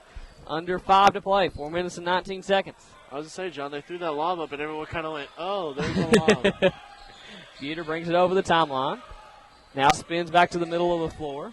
Now over on the right wing to Fitzgerald White, who's going to take the long 3. No good as Tarek Smith skies for the rebound. He floated in the air. Now no look pass over to White. Fadeaway jumper, no good, but he is fouled. And folks, I do not understand how long Tarek Smith held himself in the air like that. Can we get a punt hang time? I'm telling you, man, he got up and just stayed there and tipped that one out, and Tarek Smith even got a little smile on his face. I mean, he got up, and I was like, oh, there's no way he's going to grab that board. And then he kind of put his hand down on Johnson and held himself up in the air a little bit and supported his floating abilities. Back iron. Fitzgerald White misses that one. So Union, despite how well they played here tonight, not too big on the charity stripe. John, I'd tell you the stats if I had them in front of me. we will not have stats in front of you. Again, folks, if you're just tuning in or if you didn't hear us before, the live stats computer got water spilled on it. So we will not have stats at the end of the game. That's Fitzgerald Watt's 17th point. I do know that because it's on the big board over here to our right. 75-62. I thought you counted on your hands. I did. As Sharp subbing in for the first time since the beginning of the game. Sharp did a majority of the work as looked like Caleb Parsons was going up to dunk that one. They're going to give that foul to Johnson, John. That's his 4th. So that's Johnson's 4th. He's got 21, 75-62. It's not time to put this game on ice yet, folks. When did Buter get his 4th? I didn't even realize Mike. Yeah, he Buter got had his a 4th. couple of possessions ago. As Smith comes over to talk to Coach Burton, as stepping to the line will be Caleb Parsons. First one up and good for Parsons. Parsons went up for that dunk, and Johnson and White had said otherwise. Parsons, a 68% free throw shooter, only shot 17 heading into this contest, and he misses that one again. Tarek Smith skying for a rebound. Him and Walker battling for it, and getting it is Cole, and he gets a shot blocked. Now Cole gets it back, kicks it out to Parsons, who has his ball tipped, and out to Sharp. So Sharp brings it back to the middle of the floor, over to Parsons on the right wing. Looking inside to Cole. One dribble, spins back to the middle of the floor, and kicks it out to Sharp. Sharp going to take a long three with 16 on the shot clock from NBA range, and quickly Coach Reneski off the bench to call a timeout as he gets this in single digits. 75-66 is your score. One timeout is going to remain for Bryan.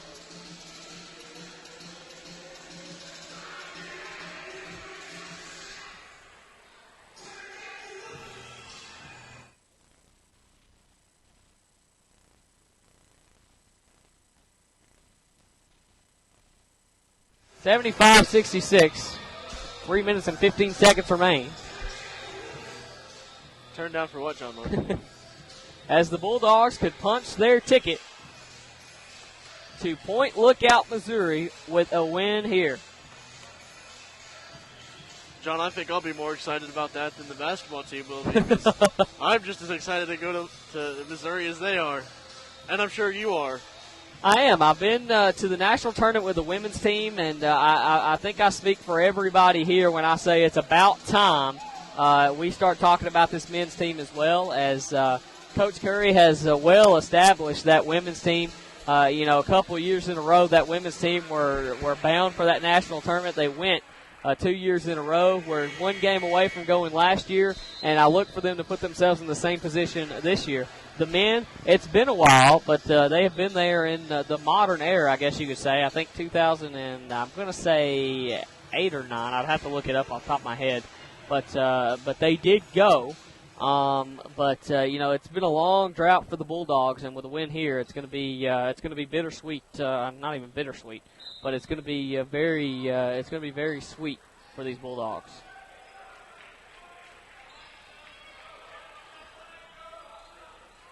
Buter gets a screen from Stevens.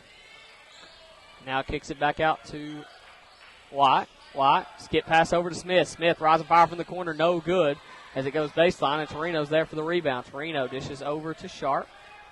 Hey, Sharp, like I said, he did the point guard duties at Bryan, but hasn't seen hardly any action here tonight. Only 3 points as he got pulled early and never really came back in. Torino in the corner.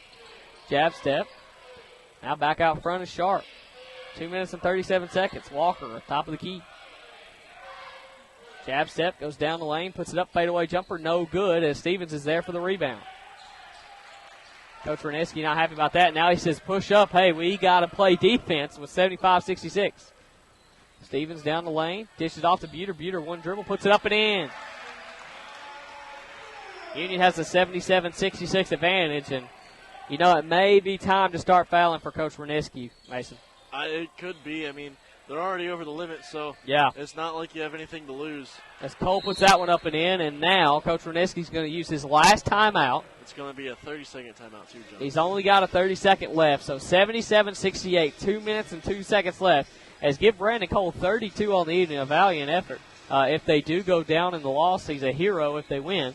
But Bulldogs scoring just too much to overcome, as really Bryan has not been able to stop the Bulldogs as they've scored at will. Yeah, absolutely, John. I want to see Cole put up his jersey number. Let's see 52. But with the Bulldogs' victory. Absolutely. The Bulldogs' victory.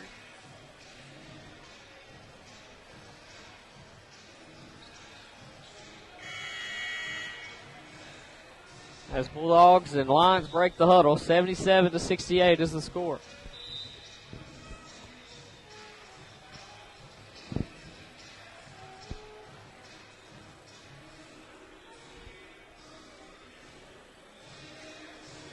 Bulldogs will inbound.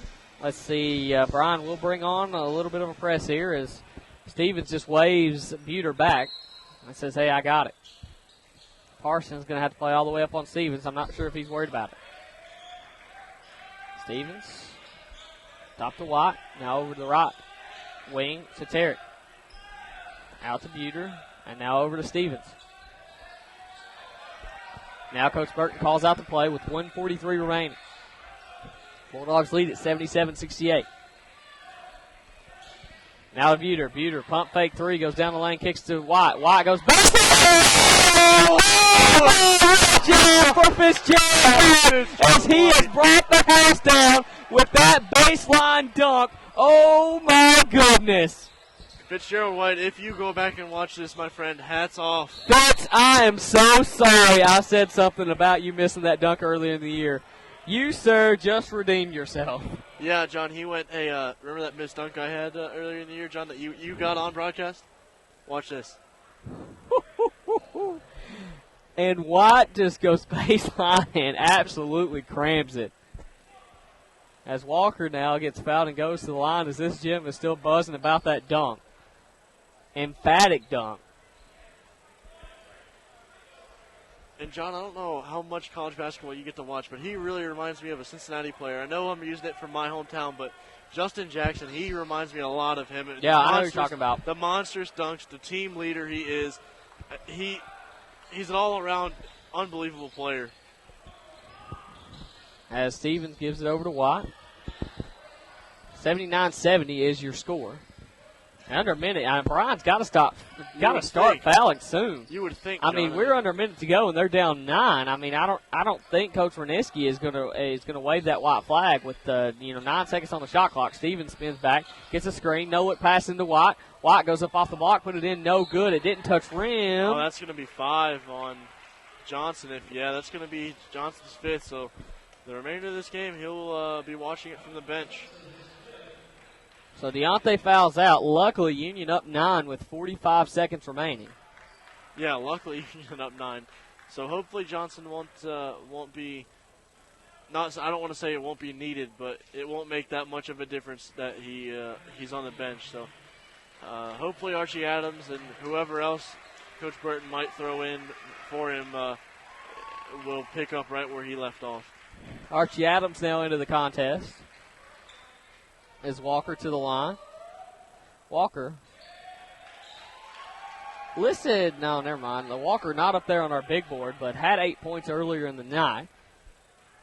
And again, folks, we won't have those stats for you at the end of the game. I do apologize. We'll have Coach Burton on for you as Walker hits that one. So now we may see Bryan play the foul game as into White as White dribbles up and throws it ahead to Buter. There's a lot of time going off the clock here, and finally Bryan fouls with 38.7 seconds left as it's going to send Buter to the free throw line.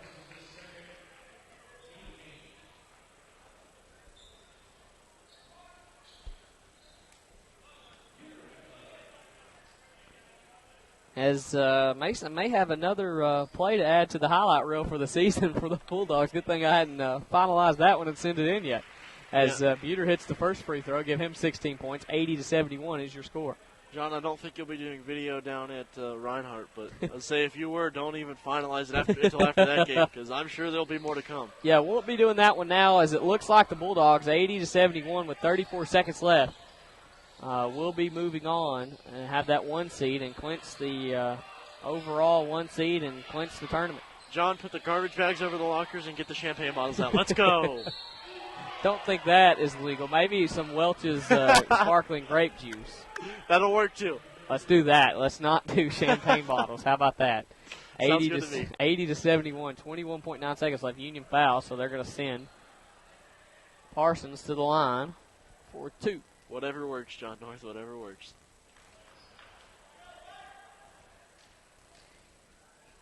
First one on the way, no good.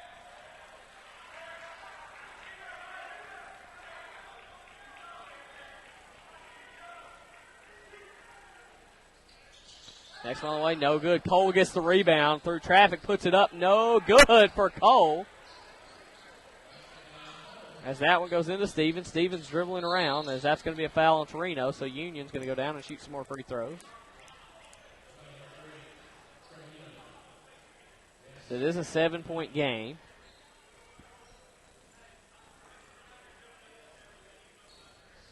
Three-possession game. As Stevens goes to the line to shoot freebies. First one on the way for Stevens, good.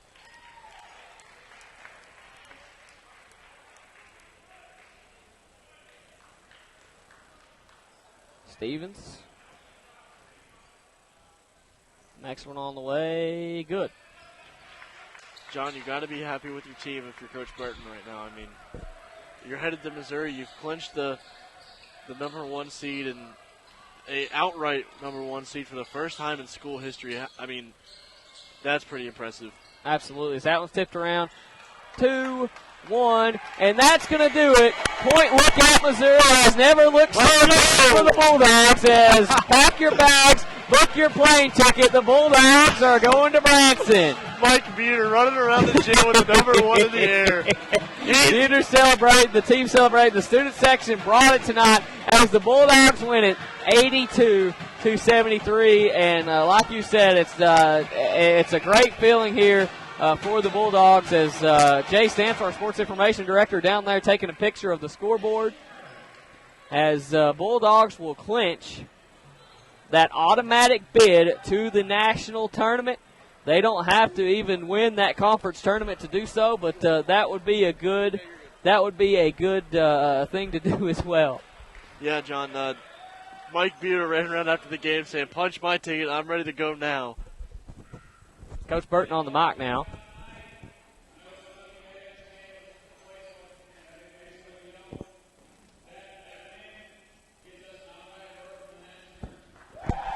Coach Burton announcing that win gives him the automatic berth to the national tournament. Team celebrating here.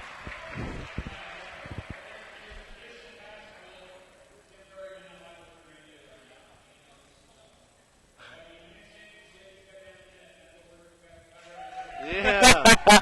And Coach Burton says Coach Curry may not like it. Let's cut him down, John. Do we get a piece of that? Fingers crossed. But Coach Burton says we're going to cut down the nets. So whatever he says, we're going to cut down the nets. As a big round of applause around Robeson Arena as Coach Burton says we're going to cut down the nets. And I guess what he says, that's what we're going to do, Mason. If you want to point that camera over there towards our cameraman left a little prematurely there. But I'm not sure what basket they're going to do it on, John. But once we figure it out, we're going to. I think we're going to go to the cut them all down. Bring the side goals down and cut them too. John, start the riots in the city. Start the riots. As a fantastic job here. Big shout out to Coach Burton. When he got this job here, you know that was one thing on his mind was he wanted to go to the national tournament. In his second year at Union, he is going to do so, ladies and gentlemen. And if you're a fan of Union, period, this has been a long time coming for this team, for this program. As you see the team, they're gathered around at midcourt there right now around Coach Burton. As he's pointing out the fat heads, he loves that. As we said before the game, Coach Burton was walking around shaking hands like he was running for office. I said, what is Burton running for here? As the student section goes over to congratulate the fans, as it was a fantastic effort and job by the Bulldogs here. They beat Bryan 82-73. They're going to clinch the 1 seed in the AAC tournament. They're going to clinch a berth to the national tournament, and they're going to win the conference outright. And Bulldogs, much deserved high fives, hugs from the student section. As John Courtney, the bowling extraordinaire, walking over there to give Coach Burton a handshake. A lot of students going over there as well. As a great scene if you're a Bulldog fan. of this team. Just, no time to rest, though, Mason. They're going to have to bounce back. They still got to go to Reinhardt on Saturday. You don't want a hangover from right now to affect you then. But nonetheless, and then you got to go and start preparing for that national tournament. Not only the national tournament, but the conference tournament as well. Yeah, John, not at all. You don't want a hangover right now. Knowing that you have clinched the 1 seed, though, you can kind of go down to Reinhardt with a little bit of chip on your shoulder and know whether we win or lose this game, it doesn't really matter. It does matter. I'm not saying it doesn't matter. It does matter because it matters to carrying your momentum to the Kingsport. It matters for the self-confidence of this team. It is an important game, don't get me wrong, but you can go down there now with the confidence of, we've got it clinched.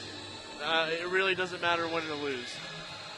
Coach Burton posing for pictures there in the at midcourt. As we've got a ladder. We have found a ladder, ladies and gentlemen, in Robeson Arena. And again, folks, I do apologize. We will not have any sort of live stats for you here at the end of the game. But first player to climb the ladder here will be Archie Adams, the senior. As you see him there, as he holds it up and celebrates, as the first piece of the net has been clipped. As the next person climbing will be Tarek Smith. As you know, when Tarek first got here, that this is kind of what he had on his mind, and it's exactly what he's getting here. Yeah, John, you don't transfer to a school just because you want to play. You transfer to a school knowing that in the future I have potential to, this team has potential to do something in future days. So, this is what he came here for. This is what he wanted. So, important. I guess an important decision for him to come here, really. Absolutely. Tyler Wagner been plagued with an injury for most of the season, climbing the ladder now. He gets his piece to the net. As now Mike Buter climbs the net to get a piece. What an outstanding freshman campaign that Buter has had. As he fist pumps, poses for Dad over there taking pictures on the baseline. John, I want to point out that's not Dad. I think that might be brother or cousin. Cousin. A relative taking pictures over there on the sideline. How about that? Yes. But I hope Dad is watching. I hope so, too. So hopefully he is watching to see this moment with his son cutting down the nets. I hope, everybody, I'm glad we can bring this to you. It's been a pleasure not only call the men's team but the women's team this year. We're not done yet, folks. As a programming note, we will have the call for you down in Kingsport. Now, things have changed. If this is your second time watching this, if it's your second time doing the tournament and going through the motions there at Kingsport of what we do, we usually bring a full video feed for you in Kingsport. It will not be the case this year. As this year in Kingsport, they are charging for a video broadcast. Now, folks, you don't have to buy that video broadcast unless you want to watch the team. If you want to listen, I will have that for free right here on the same portal you always listen to. And you have to stay tuned to ucbulldogs.com, as that's where we're going to have it for you. We're going to have that. We're going to have it live for you on there as soon as everything comes to a close on Saturday. That's when we're going to know the final seedings. But we do know one thing, that Union will clinch the 1 seed, and we will know after that. We'll have to wait till Saturday to see how it all plays out from everywhere else. But I'm now joined by Coach Burton after the 82-73 win. And Coach Burton, what a surreal scene here in Robeson Arena for all these guys. I was trying to get through talking on the microphone as quick as I could, because if I'd have gone any longer, I'd have probably got choked up. And honestly, this is one of the few times I've been so fortunate that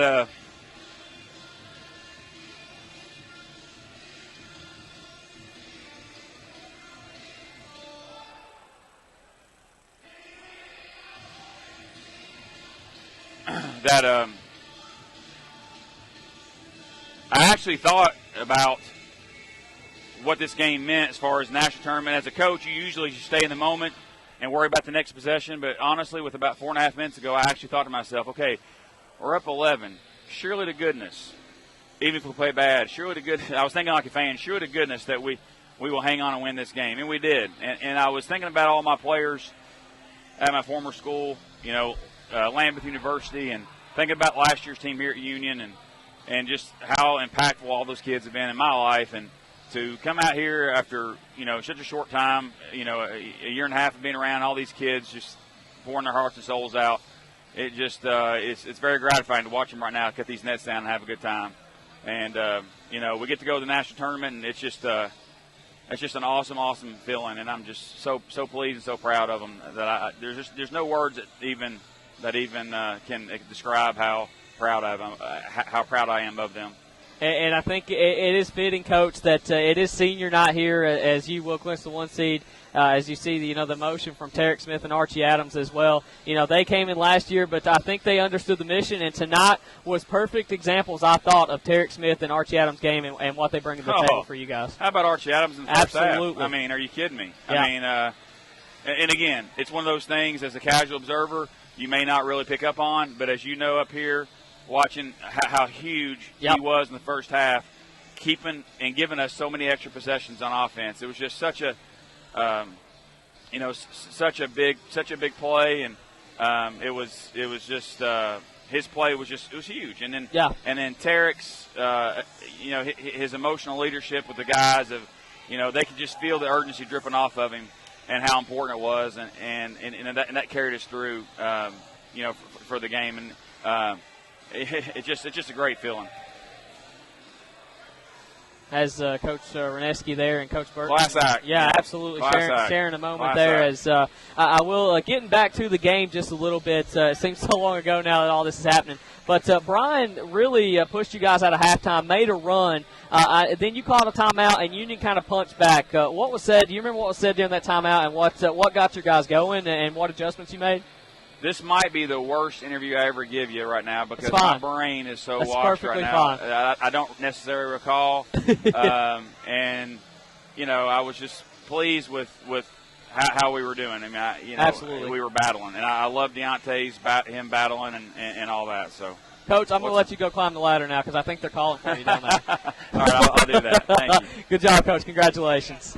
As 82-73 is your final score. As we're going to step out for just a second, let you look at Coach Burton climb the ladder here. As we're going to step out just a moment. We'll be back. You're listening to the Bulldog Sports Network.